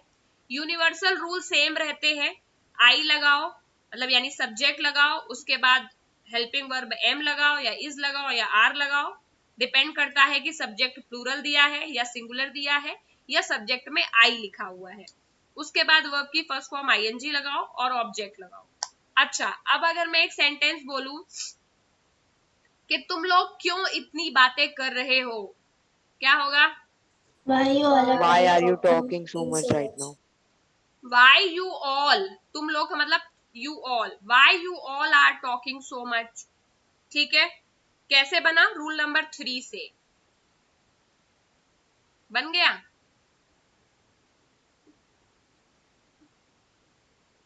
बोलो, Yes, ma'am. Yes, ma'am. किसी ने कोई डिफरेंस नोटिस किया। मैंने बोला तुम लोग इतनी बातें क्यों कर रहे हो, तो मैंने क्या बोला उसका, why you all are talking so much right now, कुछ डिफरेंस है क्या इसमें। Yes ma'am. यू और आर के बीच में ऑल आ गया। बोलो मैम वाई, मेरे रूल के हिसाब से WH वर्ड के तुरंत बाद हेल्पिंग वर्ब पता है, तो होना चाहिए why are you all talking so much right now. वो बेटा ग्रामेटिकल इंग्लिश में करेक्ट है, ये मॉडर्न इंग्लिश में करेक्ट है, यानी अगर तुम बोलना चाहो तो ऐसे भी बोल सकते हो, ठीक है। It looks more standard modern English में जब हम बात करते हैं तो उसके बाद हम वाई के तुरंत बाद भी सब्जेक्ट बहुत बार लगा देते हैं, तो ये मत सोचना कि गलत पढ़ा दिया गया है, ये समझना कि बोलचाल की भाषा में ये अलाउड है, लेकिन ग्रामेटिकली रूल ही करेक्ट है, ठीक है। तो ग्रामेटिकली होगा why are you all talking so much right now. लेकिन अगर हम बोलना चाहें तो यू को पहले भी ला सकते हैं, why you all are talking so much right now. ये आसान करने के लिए कर दिया गया हमारी जिंदगी। क्यों? इसमें WH वर्ड नॉर्मल सेंटेंस के पीछे लगा दिया इन्होंने। You all are talking so much. Why you all are talking so much? You are going. Why you are going? समझ रहे हो कितना आसान है? तो जिनको इंग्लिश ये रूल के हिसाब से ग्रामेटिकली जिनको लर्न करने में प्रॉब्लम होती है, बोलचाल की भाषा में, वो इजिली सीख जाते हैं। ठीक है, क्योंकि उसमें रूल तोड़ मरोड़ देते हैं, बस बोलने के लिए, मीनिंग कन्वे करने के लिए वो लोग कुछ भी बोल देते हैं। करेक्ट? तो आप ऐसे भी बोल सकते हैं, वैसे भी बोल सकते हैं, लेकिन लिख वैसे ही सकते हैं। ठीक है? Okay, ma'am. Okay, yes now ma'am. If I से कि आपको पहले तो वो 2 मिनट की एक्सरसाइज कर लो 9 o'clock तक, अपने माइंड में ये सेंटेंसेस फटाफट कन्वर्ट करो, 4 to 5 सेंटेंसेस जो भी दिमाग में आ रहे हो, जो भी आसपास चीज दिख रही हो प्रेजेंट में, उसको सोचो, देन उसे कन्वर्ट करो। अगर हो जा रहा है तो बहुत बढ़िया है, कोई डाउट है तो पूछो।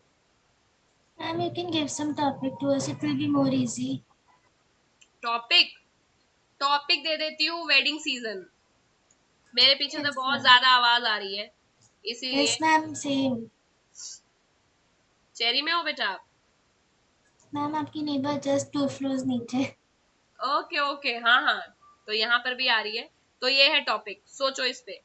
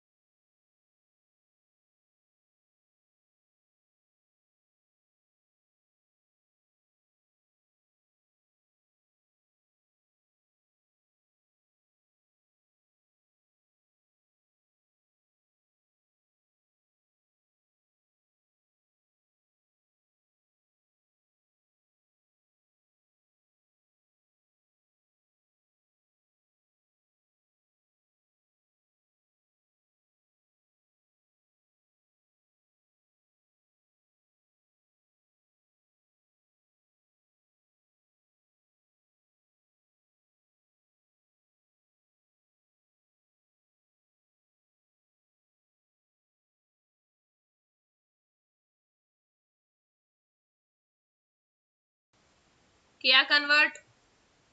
Yes ma'am. हो रहे हैं? Yes, ma'am. Yes, ma'am. Yes Yes. Ma'am. यानी 2 तरह के सेंटेंसेस बनाने हमें आ चुके हैं। पहला, वो जो काम पीरियोडिक होते हैं वो तो हम डूडस से बना देंगे फटाफट। अफर्मेटिव होंगे तो SAIS, नेगेटिव इंटेरोगेटिव हुए तो डूडस। ठीक है, उसके अलावा वो काम जो अभी हो रहे हैं वो हम इज एम आर से बना देंगे, बस वर्ब में ING लगाना है। रूल तो हमें सारे पता ही है, रूल तो वो 3 कॉमन ही है। ठीक है, आज की तुम्हारी एक्सरसाइज घर में यही है कि 10 मिनट सोने से पहले, 10 मिनट्स की केवल इसीलिए दे रही हूँ बिकॉज आई नो के ज्यादा मेहनत नहीं हो पाएगी, उसके लिए हायर मोटिवेशन चाहिए होती है, लेकिन मिनिमम 10 मिनट्स तो करो ही ना। 10 मिनट में 10 सेंटेंसेस, 5 इसके 5 उसके, ज्यादा सोच पाओ, स्पीड तुम्हारे ब्रेन की ज्यादा तेज चले तो और भी बढ़िया है। सोने से पहले अपने आप में बोलने हैं।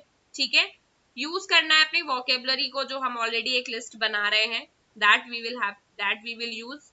अब ग्रामर पोर्शन आज का मैं यहाँ खत्म करती हूँ 1 आवर का। अब हम आगे करेंगे वोकेबलरी के बारे में बात। उसके पहले जो कल हमने is, am, are, was, were, has, have वाले सेंटेंसेस किए थे, उसके लिए we will do a debate kind of और फेस ऑफ काइंड ऑफ, जिसमें हमें पता चलेगा कि कितने स्पीड से आप वो सेंटेंसेस बनाना सीख गए हैं। जिसको जाना है, जिसको क्या, I think 1 person has to leave. Malika, is that you? Yes, ma'am. I'll leave after the exercise. Okay, so after the exercise abhi there will be this meaning and then I will tell you वही noun version, these version। वो ठीक exercise है। Are you finding it enjoying? I mean ना Yes, ma'am. enjoyable होगी, I hope, क्योंकि उसमें चीजें काफी सीखने को मिलती हैं। तो some words I will tell you in class, कुछ बच जाएंगे तो उसे अपनी कॉपी में नोट करते रहना है।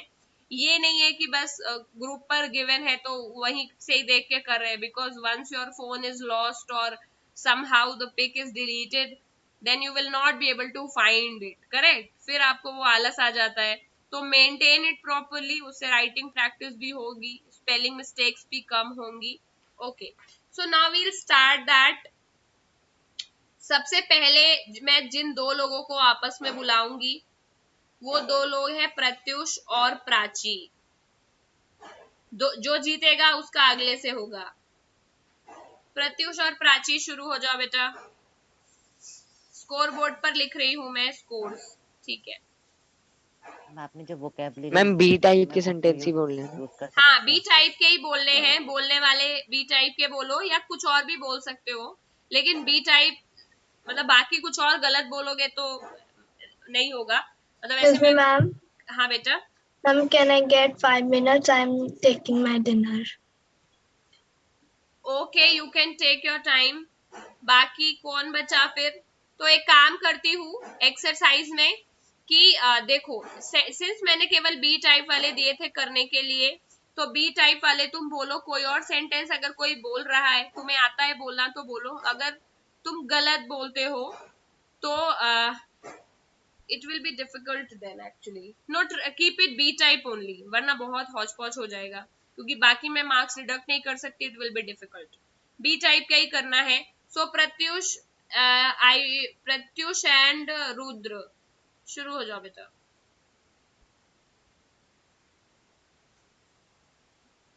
मैम आपने जो वोकैबुलरी दी है मैम उसको यूज कर सकते हैं? हाँ हाँ, आराम से यूज कर सकते हैं। फर्स्ट इज प्रत्युष, तुम्हारा turn. Rudra, you will reply it, ठीक है? स्पीड में करना है, टाइम वेस्ट मत करना। Yes ma'am. Ma'am I have a book, ma'am have a good day, and ma'am start वो can we start the class right now, and ma'am do you want coffee, and your work is very appreciable, and ma'am wishing you a very bright future. This exercise is very helpful for us. Your room is so messy. Uh, you are perfect for Excuse me। upcoming project. I like I like your behavior. Your your adjustment capacity is truly appreciable.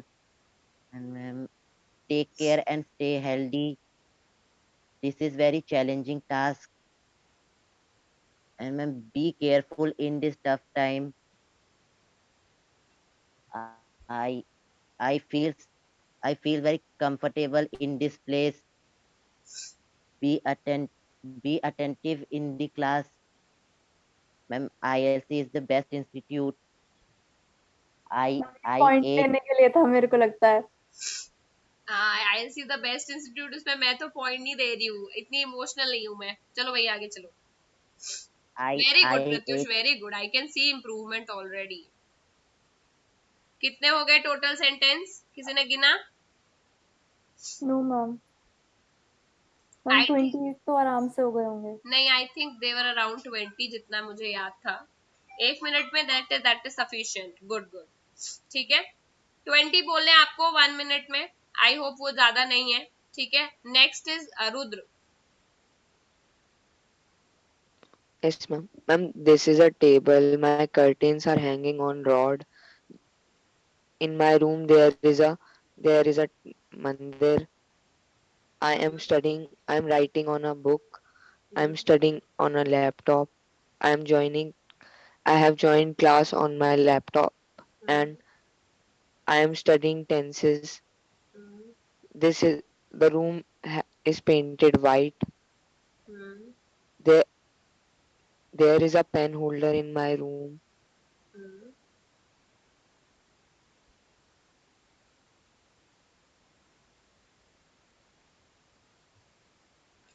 Have you taken your notebook? उसमें words लिखे हैं ना, तभी तो दिया है help के लिए वो। Yes, ma'am.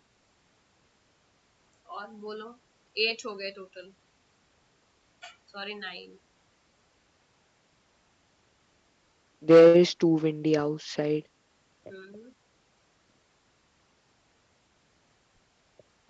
My room is too clean. I am studying on chair.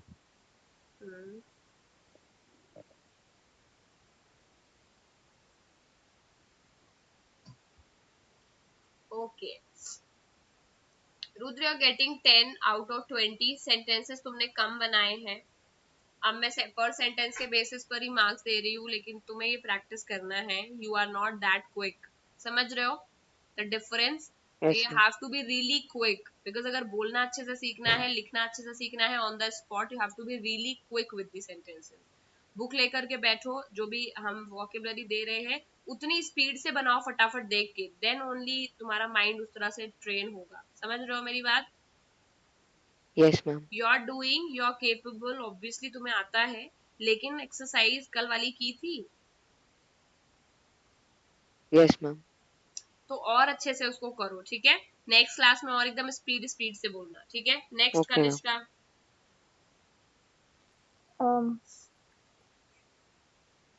Ma'am एक मिनट बस। Your acceptance is not required for this test.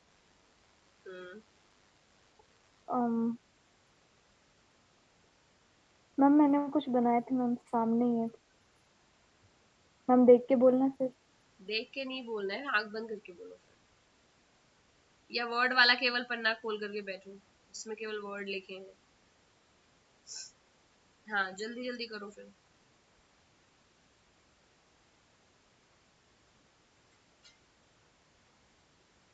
Mic off है। Okay ma'am. Your actions,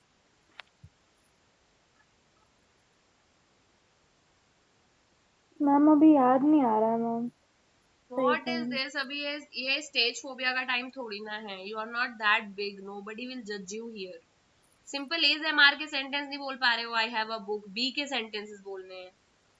I have a pet, my room is clean, कुछ भी बोलो, जल्दी जल्दी बोलो। My room is messy. I have a book on my table. Samiksha ma'am is teaching us. I like to draw. I often draw paintings. My father is talking to someone. My mother is cooking. The noise is coming from outside. The gardener is gardening. The book is placed on the table. My pen is red in color.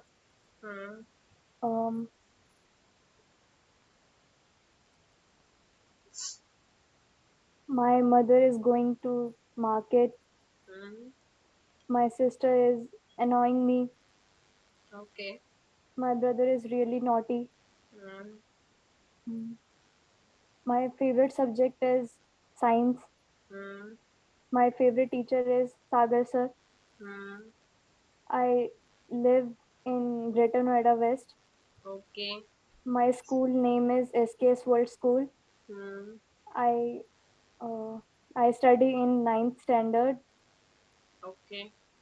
My pet name is Buzo. Okay.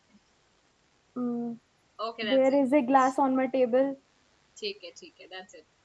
I am giving you 15 out of 20 sentences तुमने ठीक number में बनाए हैं, but speed उतनी तेज नहीं है जितनी required है। Yes, ma'am. ये गेम स्पीड का है क्योंकि सेंटेंसेस बहुत सिंपल है, गेम है इजी जल्दी जल्दी बोलने का। नेक्स्ट इज प्राची, बोलो फटाफट प्राची, जल्दी जल्दी बोलो 30 सेकेंड मैम में। मेरे कितने हो गए थे ma'am sentence? Sentences were almost 20 but the speed was less, okay so I ma'am. have given you 15. हाँ, I am taking online class. The bottle is on the table. My brother is annoying me. My brother is using phone. My parents are watching TVs. My uh, my mother is eating food. Um, I'm writing letter. I'm writing letter on my paper. I'm putting pen on the table. She is sleeping. They are talking. They are talking about chocolates. I am eating food. She. They are walking together. She is using phone. He is playing cricket. My teachers are. My teachers are teaching us. It, I am switching on my fan. She's she she lives in my house. Uh, I am putting cream on my face. I am wearing shoes. Um, my some friends are fighting together. I'm reading book loudly. I'm speaking sentences. She's she They are watching TV. She is wearing glasses. She enough. Prachi, I am giving you 15 out of 20। तुमने बहुत सारे sentences पहले sentence के extension में बनाए हैं। I am watching TV, they are speaking loudly. ठीक है, इस वजह से देयर न्यूनेस सेंटेंसेस में कम है, ऑल्दो स्पीड ठीक है, बट यूनिक सेंटेंस तुरंत बना पाने का ही ये कंपटीशन है। अगर वो ही नहीं हो पा रहा है तो फिर एक ही सेंटेंस से 20 बन सकते हैं ना। तो अगली बार नए सब्जेक्ट्स चूज करो। Next Mallika. Okay. So I'll start with, I'll take your form right now, but although you are late, so I'm considering it the last kind. I'm always confused whenever a teacher starts a new chapter suddenly. I have collected all the forms that you gave me, but they were not correct. The acceptance of her acting skills are so much appraisable that I always love her. I was amazed by how she was playing the guitar. The music was so intense out there that my ears were at a Are you verge of. reading it from somewhere or you're making it in your head? Ma'am, I'm making it on my own. Okay. Yes, ma'am. Where was I? The music was so intense out there that my ears were at a verge of. That my ears were at a verge of. फाड़ने को English में क्या बोलते हैं? Bursting. Bursting तो फुड़ना, फाड़ना, फाड़ना. And that my ears were at a verge of tearing down, and खून निकलना शुरू हो जाएगा. the blood was. My ears were already bleeding by her voice. The cruel lady always threatens the children whenever they doesn't complete their work. My room is always messy as I don't clean it, and my brother always annoys me no matter he is free or he is doing anything, but he always do his job, that is to annoy me. And I love watching movies, but series are also my favorite these days, and every week I watch a new movie. I always lose the caps of my pen, and tomorrow I will go to offline school and everyone is so nice there, but I always get bored in the free periods, and I love decorating boards in my school, and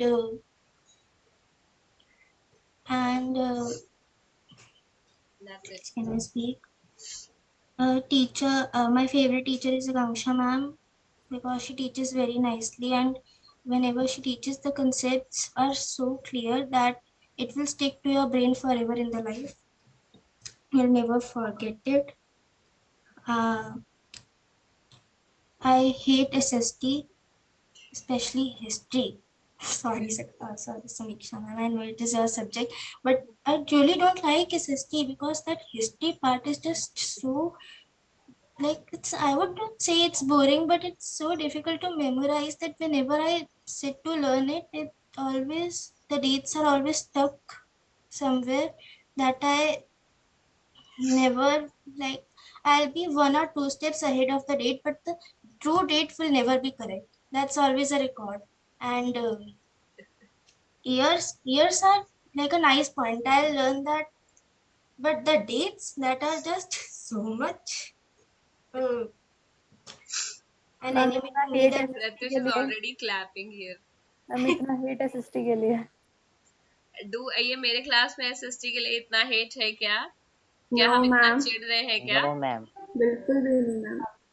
चलो भाई, Malika, you're done. I think your speaking skills are like up to the mark to your level, but तुम्हारे sentence complexity थोड़ा ज्यादा है, considering के concept clarity बीच बीच में गायब हो जाती है. You use too much conventions and prepositions in between, which I think is good when if you are speaking, but especially when you write it down, it creates a bit of a confusion over there, because अभी जब teacher check करने बैठता है तो he or she needs proper clarity, जिसमें कि हर एक sentence connectivity दिखता हो, छोटे हो.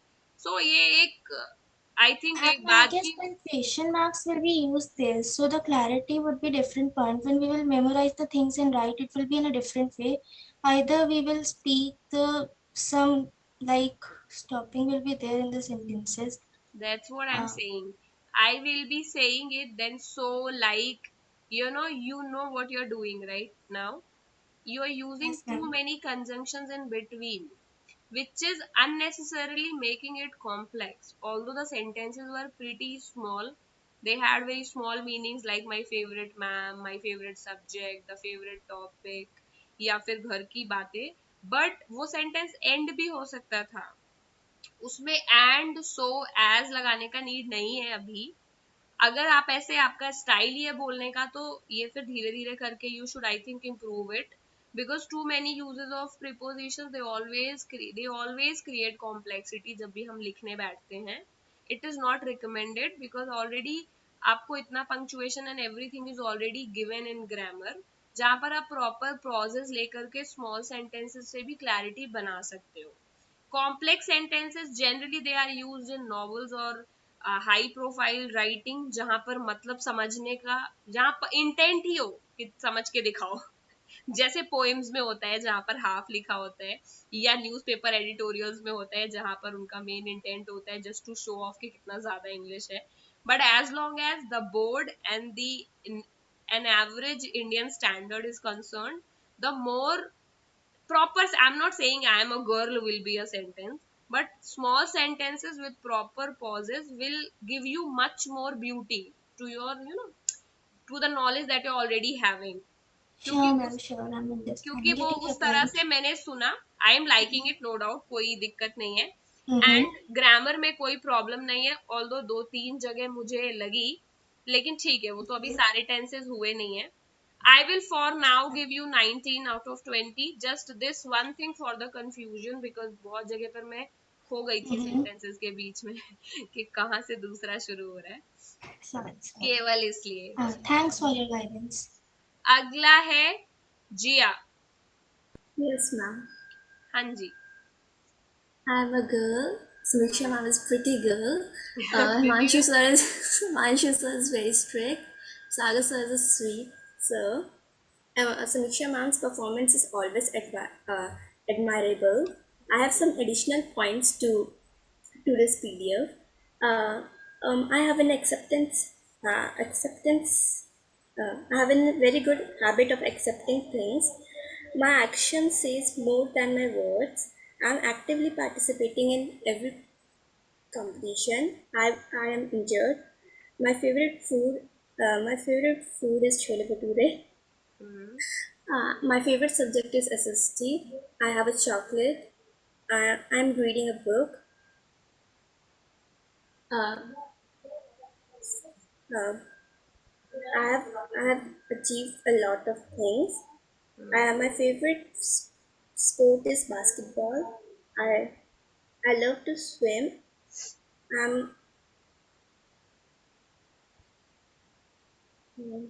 I'm I'm uh, I have a laptop. I'm attending an online class. Uh, I love to write things.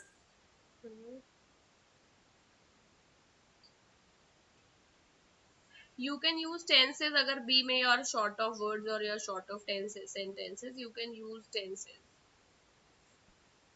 Okay, ma'am. We should adjust with others. Uh, adjustment. There should be some adjustment in the sitting arrangement. We should change. We should change the look of our room. We should arrange our room. Uh, Arrange our room nicely. The blankets are being kept over the shelves. We should put we should put covers on our cushions. Okay. I have a test number. Okay. Jay, I'm giving you here 17 out of 20 for the very the same reason that I have given to Prachi, that the sentences were there, but sentences एक दूसरे के ऊपर ऐसे एक के ऊपर दूसरे sentence को रख कर बनाया गया है, यानी already one sentence is there, उस पे थोड़ा बहुत एडवर्ब लगाया है एंड ट्राई टू, जैसे अरेंजमेंट वाले दो सेंटेंसेस मुझे एक जैसे लगे। उसके अलावा सेंटेंसेस स्टार्टिंग के तो देवर बहुत ज्यादा शॉर्ट, बी से बड़े सेंटेंसेस भी बन सकते हैं, लेकिन तुम लोग या तो छोटे बना रहे हो या फिर टेंस और मोडाल की तरफ भाग रहे हो, क्योंकि तुम्हें लग नहीं रहा है कि बी से सेंटेंस बन रहे हैं। एक्सरसाइज जो मैंने स्टार्टिंग में दी थी initially, it was totally based on the B type of sentences, जो मेरे हिसाब से प्रत्युष ने करेक्टली बोला है।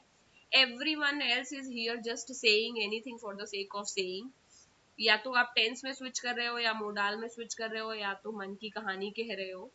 Exercise is always for expertise, correct. अगर मुझे यही सुनना होता कि आप कितनी अच्छी इंग्लिश बोल सकते हैं या कुछ और, I would have given that कि मैं एक टॉपिक दे देती हूँ, आप उसके ऊपर बोलो, चाहे कुछ भी बोलो, चाहे एक्टिव पैसिव ही क्यों ना बोलो। Sentence if the topic is given कि नहीं आपको बी टाइप के बोलने हैं, तो it was clearly to see कि जो मैंने कल एक्सरसाइज दिया था उसका कितना इम्पैक्ट पड़ा आपके स्टडी के ऊपर। सिंस एक ही इंसान है जो ने कभी तक करेक्टली मुझे बोला है कि नहीं ये सेंटेंसेस है, ये फॉर्मेट है, और उसी टाइप के सेंटेंसेस बोले हैं, तो उसकी परफॉर्मेंस में इम्प्रूवमेंट देखना मेरे लिए इजी है, करेक्ट। लेकिन आप हर टाइप के सेंटेंसेस बोलोगे तो बी टाइप के सेंटेंसेस कितनी इजीली फॉर्म हो रहे हैं ये भी मैं नहीं देख पाऊंगी। And clearly it is visible के सारे लोग बी टाइप के सेंटेंसेस अभी नहीं बना पा रहे हैं, बहुत बहुत सारे मिक्स एंड मैच करके टेंस मोडाल ये सब कुछ बना रहे हैं। सो अभी के लिए since we are already half are down this hour ये सेकेंड स्लॉट, अभी 30 मिनट्स आर ऑलरेडी ऑफ और बचे हुए हैं केवल 30, इसमें पूरे टाइम ये एक्सरसाइज नहीं चल सकती है, तो बचे हुए लोगों की exercise I will take tomorrow, नहीं डे आफ्टर टुमारो। जितने लोगों का हो गया है उतने लोग अपना स्कोर देख लो, अपने दिमाग में रखो, this score will not come in group, because ऐसा कुछ ये आईएलसी का कोई एग्जाम नहीं है, it is just a workshop, it is just for your performance, just to see कि तुम किस तरह से कर रहे हो। फॉर मी जो एक्सरसाइज मैंने कल दी थी, for now I have taken 6 students, उसमें केवल प्रत्युष ने वो एक्सरसाइज ईमानदारी के साथ एज इट इज की है, उसकी परफॉर्मेंस में भी दिख रही है। आज की एक्सरसाइज आप लोग को टेंस बोलना है, आई एम सेइंग कि टेंस में Excuse me, ma'am. हाँ बेटा। Ma'am, I'll take my leave as I've got the time for the next class. So, okay bye-bye. Thank तो you. वेलकम। तो अब क्या है कि सिंस आज मैंने आपको एक्सरसाइज दिया है प्रेजेंट इंडेफिनिट का एंड प्रेजेंट कॉन्टिन्यूअस का, अब तुम्हारे पास 3 टाइप के सेंटेंस हो गए हैं, बी टाइप वाले, प्रेजेंट इंडेफिनिट, प्रेजेंट कॉन्टिन्यूअस। इनको अपने ब्रेन में जल्दी जल्दी फॉर्म करना है, इफ यू फील कि आपको सब्जेक्ट नहीं मिलता है, आई वुड सजेस्ट कि आप अपने आसपास के सामान को देखना शुरू करिए। घर में जो भी सामान दिखता है उसके ऊपर एक सेंटेंस बनाओ।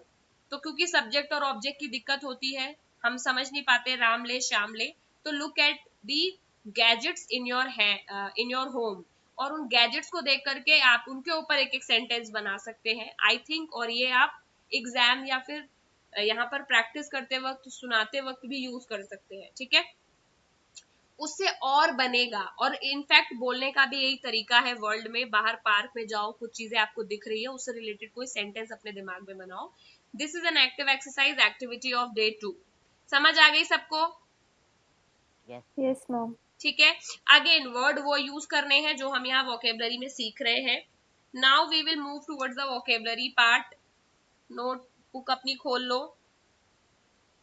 मैम कितना 35 करेंगे? तक इज ऑलरेडी गिवन पेपर। ये जो बुक 1 थी, यानी जो पेज 1 है उसमें 35 तक वाज ऑलरेडी गिवन। 36 नंबर है कंसोल। क्या है? Console. Let me do one thing, आप इसको घर में जाके नोट कर लेना। मैं यहाँ पर इसको आपको, आप सबके पास फोन है ना? कोई ऐसा है जिसके पास फोन नहीं है? No ma'am.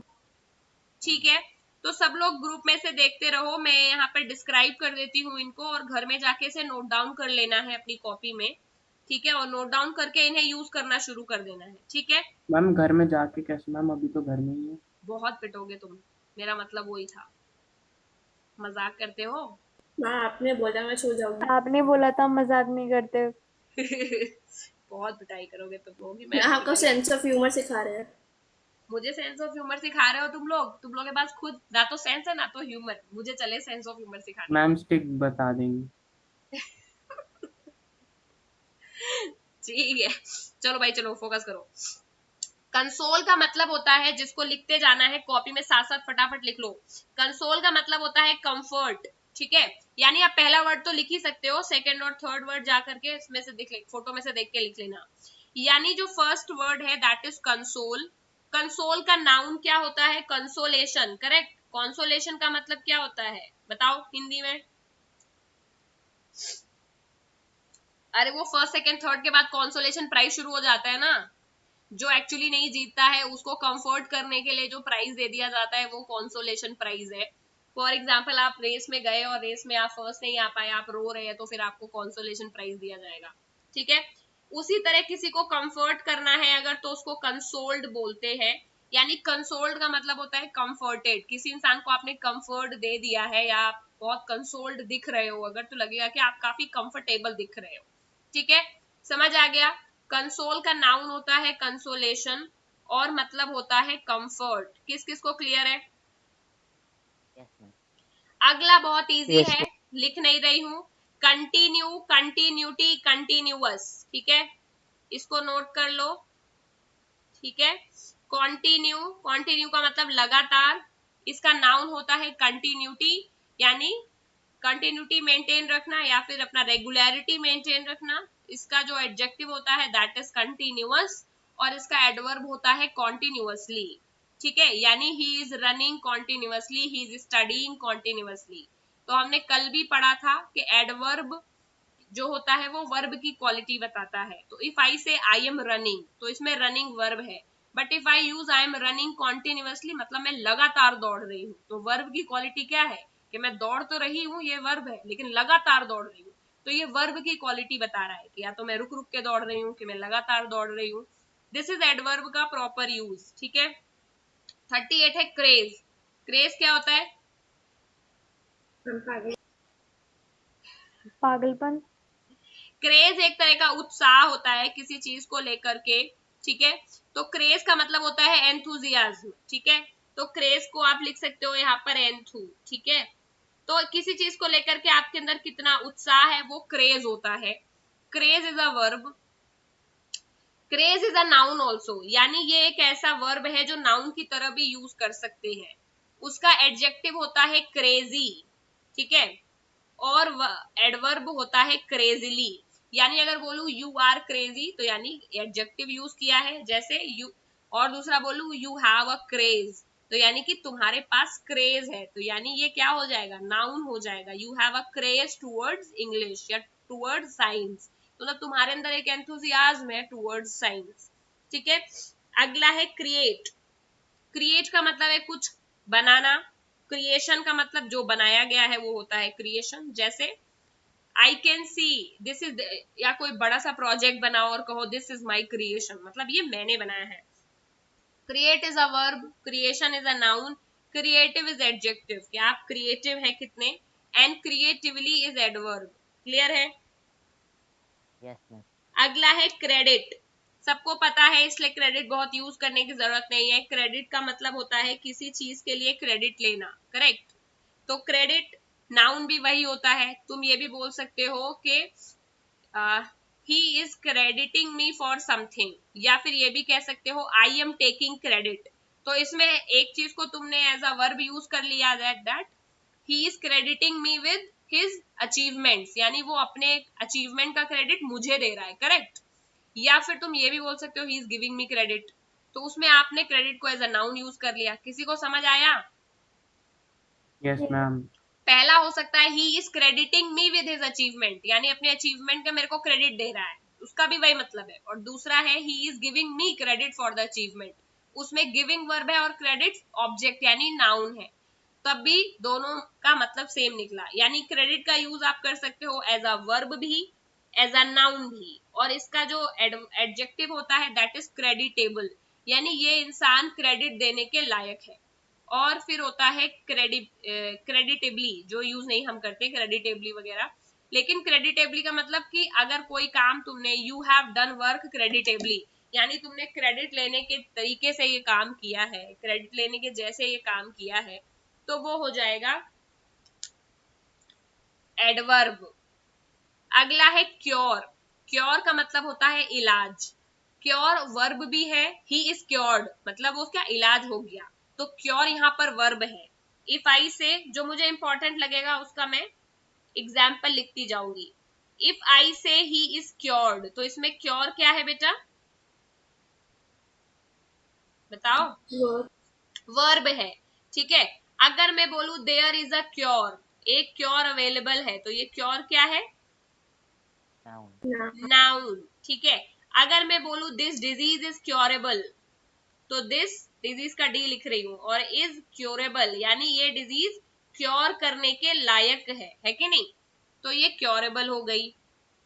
समझ आ गया? क्योर का तीनों वर्जन, क्योर एक वर्ब भी हो सकता है, क्योर एक नाउन भी हो सकता है, क्योर एक एडजेक्टिव भी हो सकता है। अगला है कर्स। कर्स क्या है, ये वर्ब हो जाता है, श्राप. जैसे, हाँ बेटा, मैम अभिशाप। मैम मीनिंग बता रही थी. ही कर्स्ड मी, ठीक है। या फिर कर्स नाउन हो सकता है, दिस इज द कर्स, ये वो कर्स है दैट ही गेव मी, जो उसने मुझे दिया, ठीक है। तो यहाँ पर हम देख सकते हैं कर्स्ड मी वर्ब की सेकेंड फॉर्म लगा के ये एज अ वर्ब यूज कर लिया इसको, करेक्ट। इसको एज अ नाउन यूज कर लिया, तो कर्स वर्ड एक ही है, एज अ नाउन भी यूज हो रहा है, एज अ वर्ब भी यूज हो रहा है। अगला है कर्स्ड। इसमें कर्स का क्या है, यू आर कर्स्ड। इसमें देखो कैच है, ये देखकर जिसको क्लियर नॉलेज है वो ही बता पाएगा कि ये कर्स, बताओ क्या है, एडजेक्टिव है। अगर मैंने बोला यू आर कर्स्ड का मतलब तुम अभिशापित हो, तुमको कर्स मिला हुआ है, तो तुम्हारी क्वालिटी है कि तुम अभिशापित हो। लेकिन अगर मैं बोलूं ही कर्स्ड मी, मतलब उसने मुझे कर्स किया है, यानी उसने वर्ब किया है। तो कर्स्ड जो है वो कर्स वर्ब की सेकंड फॉर्म भी है, और कर्स्ड एक एडजेक्टिव भी है। दोनों का डिफरेंस पता चल गया? Yes ma'am. अगर मैं बोलूं अहिल्या वॉज कर्स्ड, तो इसका मतलब एडजेक्टिव है कि अहिल्या कर्स्ड की हुई, कर्स्ड थी, उसको कर्स, मतलब उसका क्वालिटी ये है कि उसको कर्स मिला था। लेकिन अगर मैं यही लिख दूं अहिल्या वॉज कर्स्ड बाय ऋषि गौतम, तो इसका मतलब यहाँ कर्स वर्ब हो गया, करेक्ट, कि ऋषि गौतम ने उसको अभिशाप दिया था। किस किस को समझ आ गई? Yes ma'am. है कोई? अगर बोला यू आर कर्स्ड मतलब तुम अभिशापित हो, और अगर मैं बोलूं यू आर कर्स्ड बाय मी मतलब मैंने तुमको ये दिया है, तो ये कर्स अगेन वर्ब हो जाएगा। तो यूज पर डिपेंड करेगा कि कहाँ वर्ब है कहाँ एडजेक्टिव है। क्लियर है? Yes ma'am. क्लियर है सबको? जिया, कनिष्का, ये रुद्र, वरुण Yes, ma'am. और छोटे मोटे बच्चे, Yes, ma'am. Shalini. Yes, ma'am. अगला जो है वो है डैमेज। डैमेज का मतलब होता है विनाश, नहीं वो नुकसान होता है। नुकसान। नुकसान। रुको, मेरी हिंदी इतनी अच्छी नहीं है। I have to actually. Damage का मतलब नुकसान, विनाश का मतलब होता है डिस्ट्रक्शन, डिस्ट्रॉय। ठीक है। अब डैमेज, डैमेज का जो damage is a verb and eight the same time damage is a noun. For example if I से, वर्ब तुम लोग बनाओ, अगर मुझे नाउन यूज करना है तो क्या सेंटेंस बनाओ?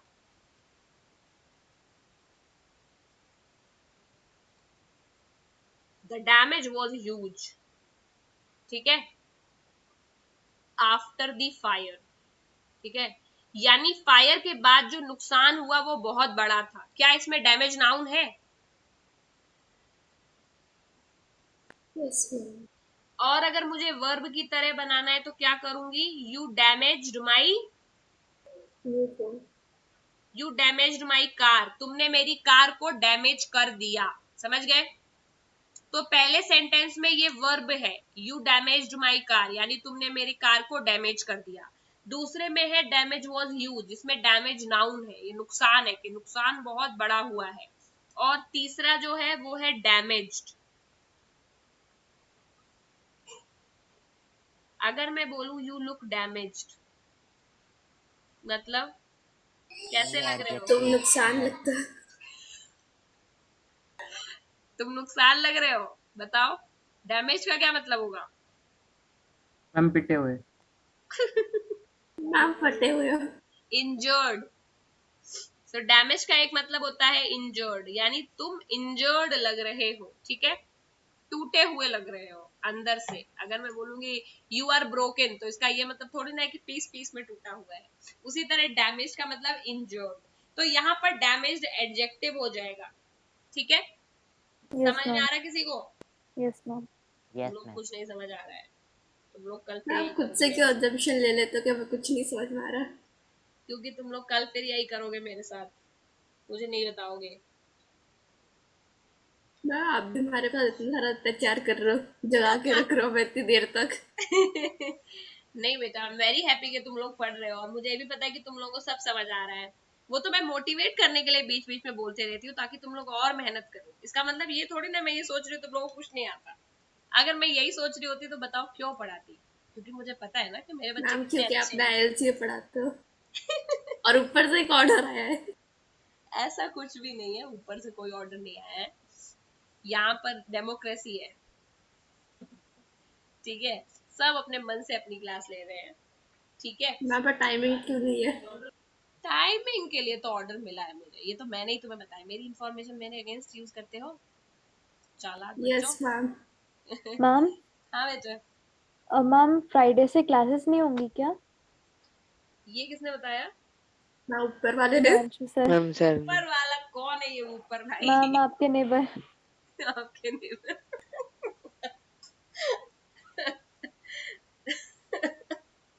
अच्छा, या this is the you know the Ma'am, announcement that I was Himanshu sir about to. Side में तो नहीं बैठे हैं ना?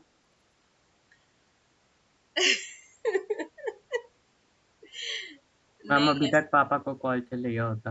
ये सब नहीं मैसेज चला गया होगा. नहीं, वो साइड में नहीं बैठे, डोंट वरी। तो मैं क्या तुम लोगों को कह रही थी कि I was about to make this announcement at the end of the session. चलो, लेकिन पहले बीच में बता दिया। मैं ये कह रही हूँ कि I am taking this extra class because I feel कि तुम लोग के अंदर कैपेबिलिटी है सीखने का।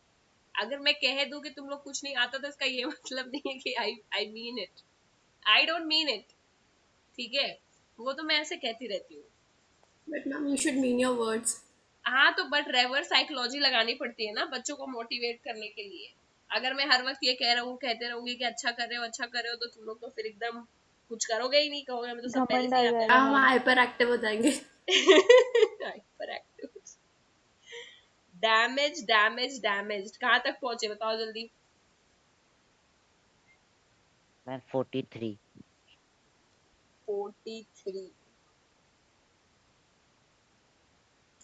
अच्छा ये बताओ, अगर we should mean our words, तो भाई कनिष्का ने कल बोला था कि वो ठग बंधन में, क्या वो बात सही है?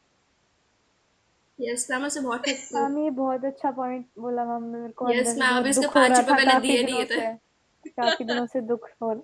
अरे हाँ मैं भूल ही गई थी। घर आ जाइए लेने के लिए। अगर हर चीज को आप मीन करते तो दुनिया में फिर मजाक तो एग्जिस्ट ही नहीं करता। ये तो हो चुका, मैम फिर कपिल इतनी शर्मा का बोरिंग शो दुनिया ठप में हो मुझे नहीं जाता। रहना है। हाँ मैम कपिल शर्मा का शो ठप हो जाता। हाँ, इतनी बोरिंग दुनिया में कौन रहेगा? इफ यू शुड एक्चुअली से what teachers, ever you just mean it, तो फिर पर्पस ही क्या है फन का? चलो भाई, अगला क्या है? डेफिन। क्या होगा ये? भाई पहली बार ही तो मेरे को भी नया आज सीखने के लिए मिला है। किसी को दिख रहा है अगला वर्ड?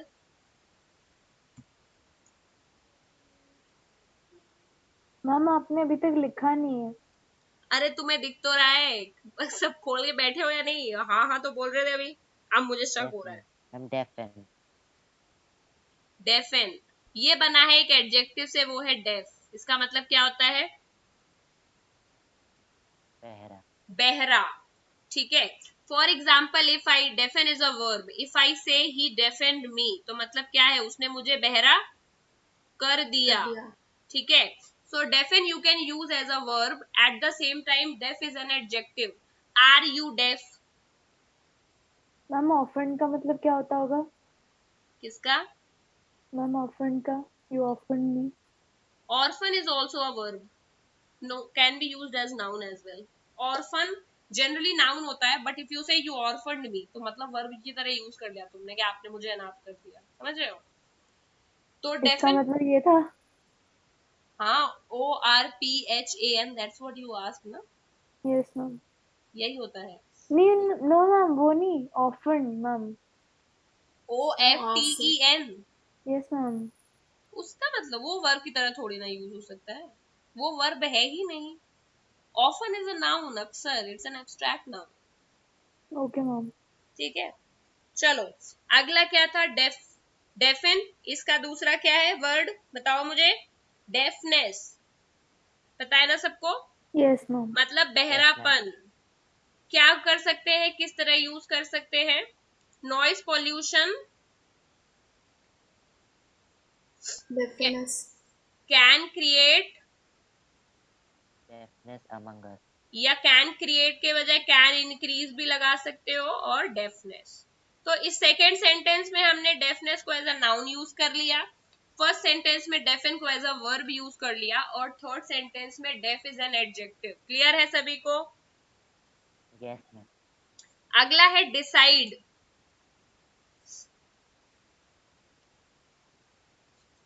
डिसाइड, डिसाइड क्या है बेटा?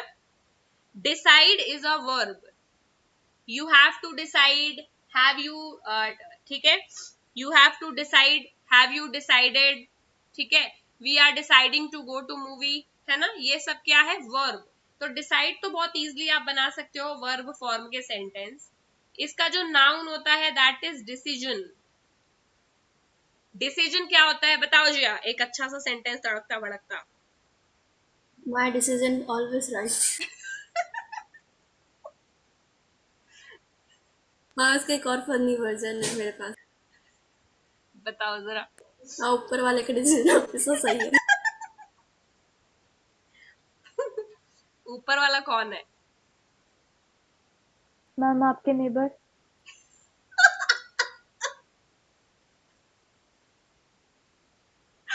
रहते जगह लोटे जा रहा हंस हंस के।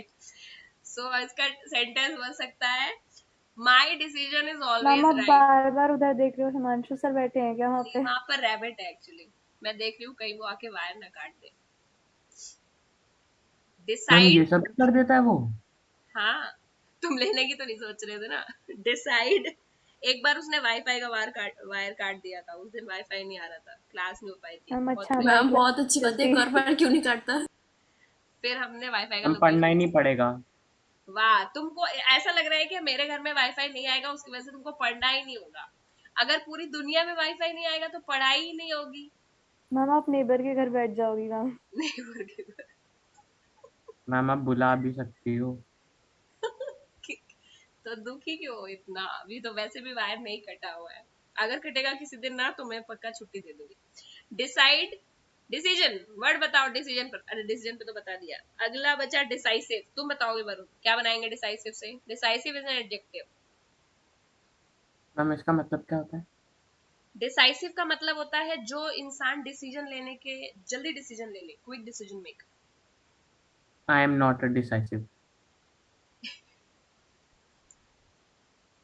तुमने पहले मतलब सीखा और फिर नेगेटिव बनाया। कम से कम इतना ही बना लेते that I will be a decisive person soon. पहले ही बता दिया I am not a decisive person. Decisive ma'am इतना मतलब डिसीजन कॉन्फिडेंस लेने नहीं है। वाला। हाँ मैम होप नहीं है। मैम कॉन्फिडेंस की बहुत Hopeless. कमी है। ऐसा नहीं है, जब तक सांस है तब तक आस है। ये मेरा आज का डायलॉग है। तुम सब लोग बहुत देर से एक डायलॉग मार रहे हो। तो जब तक आपकी जिंदगी में आखिरी सांसें हैं तब तक उम्मीद है। कौन कौन इस हम बात 100 में बिलीव सवालों से करता है? अच्छी हमारी एक खामोशी। ऐसा तुम लोग बहुत बिगड़ रहे हो बेटा, कान खींचूंगी सबके। मैं मिलाओ आपने बोला था एंटरटेनमेंट नहीं है। Yes, ma'am. ये तो खैर सही है, कल की क्लास में तो सो गई थी मैं। चलो भाई, अगला है डिलाइट। डिलाइट का मतलब क्या होता है? खुशी। Very good. ये रुद्र एकदम सही टाइम पे बोलता है, उसका टाइमिंग भी बहुत बढ़िया है। डिलाइट का मतलब खुशी। फटाफट सेंटेंस भी बता दो डिलाइट से। I am delighted to meet Samiksha ma'am. Very nice, ये तो एकदम बेस्ट सेंटेंस है so far. I am delighted to meet Samiksha ma'am. Delight यहाँ पर एज अ वर्ब है। ओके, अगला, आप डिलाइट को एज अ नाउन यूज करो। It will be a delight to host such a good party, है ना? ये खुश नसीबी या खुशी की बात है that I have to host such a party. तो डिलाइट यहाँ पे एज अ नाउन है। It will be a delight for me to host such and such party. It will be a delight for me to give board exam next year. Ma'am please invite us. अरे दूसरा sentence कैसा लगा? Party में मैं बुलाऊंगी। वो मैं वाला dialogue बोलूंगी ना, वो कौन सा चक दे इंडिया वाला, जीत के आ जाओ सर, मैं जिंदगी भर आपको, पता नहीं क्या वो कड़ी चावल था कि पता नहीं क्या था, हम कड़ी चावल ही था। कड़ी चावल बना बना। वैसे मैं कहूंगी मैं लाइफ टाइम तुम्हें ऐसे मिठाई खिलाऊंगी, बस एक बार हम मिठाई सीबीएसई नहीं बोर्ड खाते, मैम टॉप कर गए। डायबिटीज हम दे दोगे मोमोज, आप हमें? हम मोमोज खिला दीजिए हम। मोमोज खिलाऊंगी अगर एक बार सीबीएसई बोर्ड टॉप कर गए तो। डिलाइट क्या है? नाउन यूज मैम करना होप सीख का लिया। पेन। होप, होप है मुझे, तभी तो इतनी मेहनत कर रही हूँ मैं, 2-2 घंटे एक्स्ट्रा। डिलाइट वर्ब कैसे यूज हुआ? I am delighted to meet you. Delight noun कैसे यूज हुआ बताओ? It is my delight to give board next year. ठीक है, इसकी जगह यस विल भी मैम। होना चाहिए फॉर मोर करेक्ट सेंटेंस, लेकिन यूज आई थिंक समझ गए। It will be a delight to give board next year. इसका वो क्या है? इसका एडजेक्टिव है डिलाइटफुल। क्या बोले? चलो मैंने सबको बोर डिलाइटफुल कह दिया बाइट। था। आज मैं तुम लोगों को अपने शब्दों को आज की डेट में वापस लेती हूँ। आज तुम लोगों ने क्लास का माहौल अच्छा रखा। ILC class 9th is a delightful class. अब ठीक है? Yes, ma'am. आई एम चलो very delighted. I am very delight. Demand, ये बताने की जरूरत नहीं है। Yes demand ma'am. As a verb भी हो सकता है, you are demanding a lot, या फिर your demand can not be accepted, इसमें डिमांड नाउन हो जाएगा। थर्ड है demanding, you guys are so much demanding, demanding momos all the time. तो पहला डिमांडिंग क्या है? एडजेक्टिव। दूसरा डिमांडिंग है वर्ब। इसको समझ आया? इफ आई से यू गाइज आर डिमांडिंग, इसमें यू के लिए लगाया है तो demanding is an adjective. And when I say at the same time दूसरा demanding, that you are demanding always, you are demanding momos all the time, उसमें second वाला demand है verb। क्लियर है? Yes ma'am. ठीक है। 49 और 50 तक करेंगे, बचे हुए घर से करने हैं। डेराइव, ये तो सबको पता होगा। डेराइव का एक वर्ड होता है आई हैव डेराइव्ड दिस। ऐसे कभी होता Formula. नहीं, फॉर्मूला डेराइव मैम करना होता है। फिजिक्स में होता है और मैथ्स में। Correct, I have derived the formula. और दूसरा क्या है? डेरिवेशन। अच्छे से पता होगा इसका यूज। Yes, मैं ऊपर वाला हम बहुत कैसे यूज भूल कर सकते हैं? ऊपर वाला Yes, यूज, ma'am. ऊपर वाला बहुत यूज करते हैं। So this is derivation. सबको पता है क्या होता है derivation? Ma'am is a noun. Pratyush ऊपर देख रहा है। कौन देख रहा है ऊपर? मैम प्रत्युष। कहाँ देख रहे हो बेटा मृत्यु? ऊपर वाला वहां नहीं दिखेगा। मैम के नेबर में दिखेगा। 18 फ्लोर वाले। चलो जल्दी जल्दी करो शैतान बच्चों। डेराइव्ड, डेराइव्ड का क्या मतलब है? I have derived this formula. दूसरा क्या है? Derivation. This derivation is very simple. समझ गए? थर्ड इसका मतलब क्या होता है? थर्ड इसका मतलब है डेरिवेटिव। ये कौन बताएगा?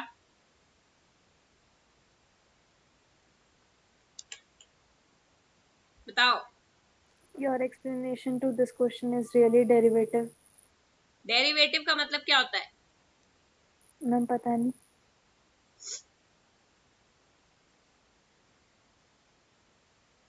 जो डिराइव किया जा सके। Very good.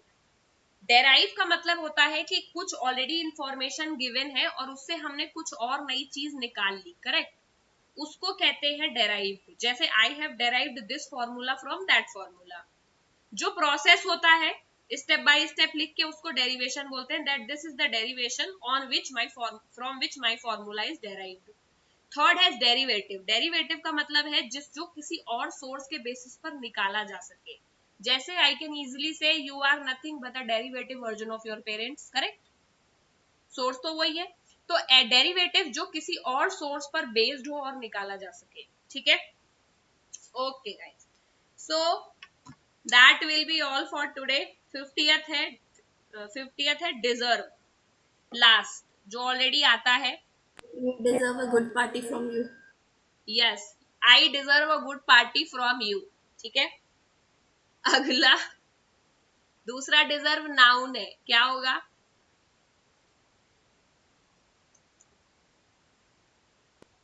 You deserve someone better पहले than वाले him. में क्या डिजर्व वर्ब है? Yes, ma'am.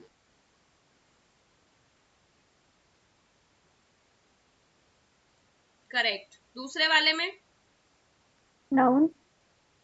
नाउन क्या है डिजर्व का? You Deserve. Get what you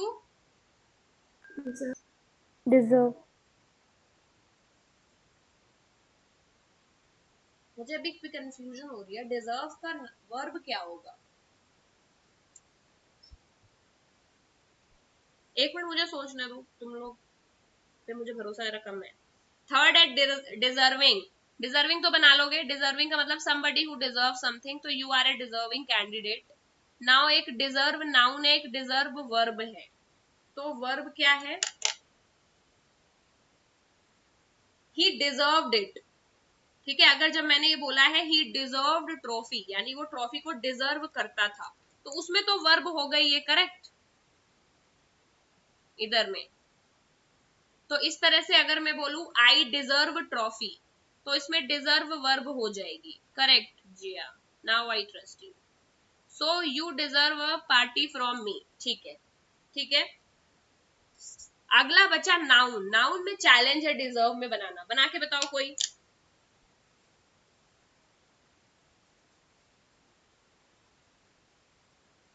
हम किसमें? डिजर्व को ऐसा नाउन यूज करो।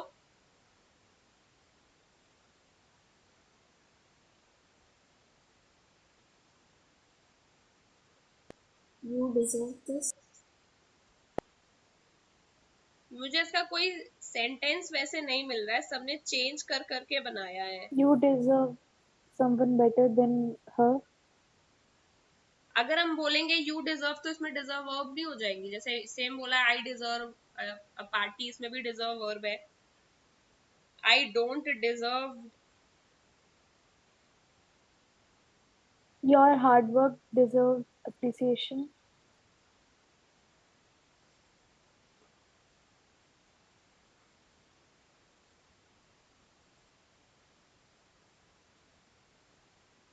एक मिनट बेटा मुझे सर्च करने दो, मुझे थोड़ा इसमें कंफ्यूजन क्या मैं बना ही नहीं पा रही हूँ, मेरे दिमाग में से कोई एग्जांपल नहीं आ रहा। संगति का असर। It's great to see it getting the attention it deserves on the world.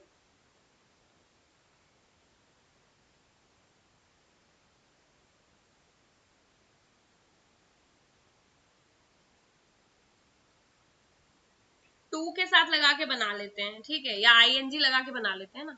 Verb में आईएनजी लगाने से जीरेंड हो जाता है ना।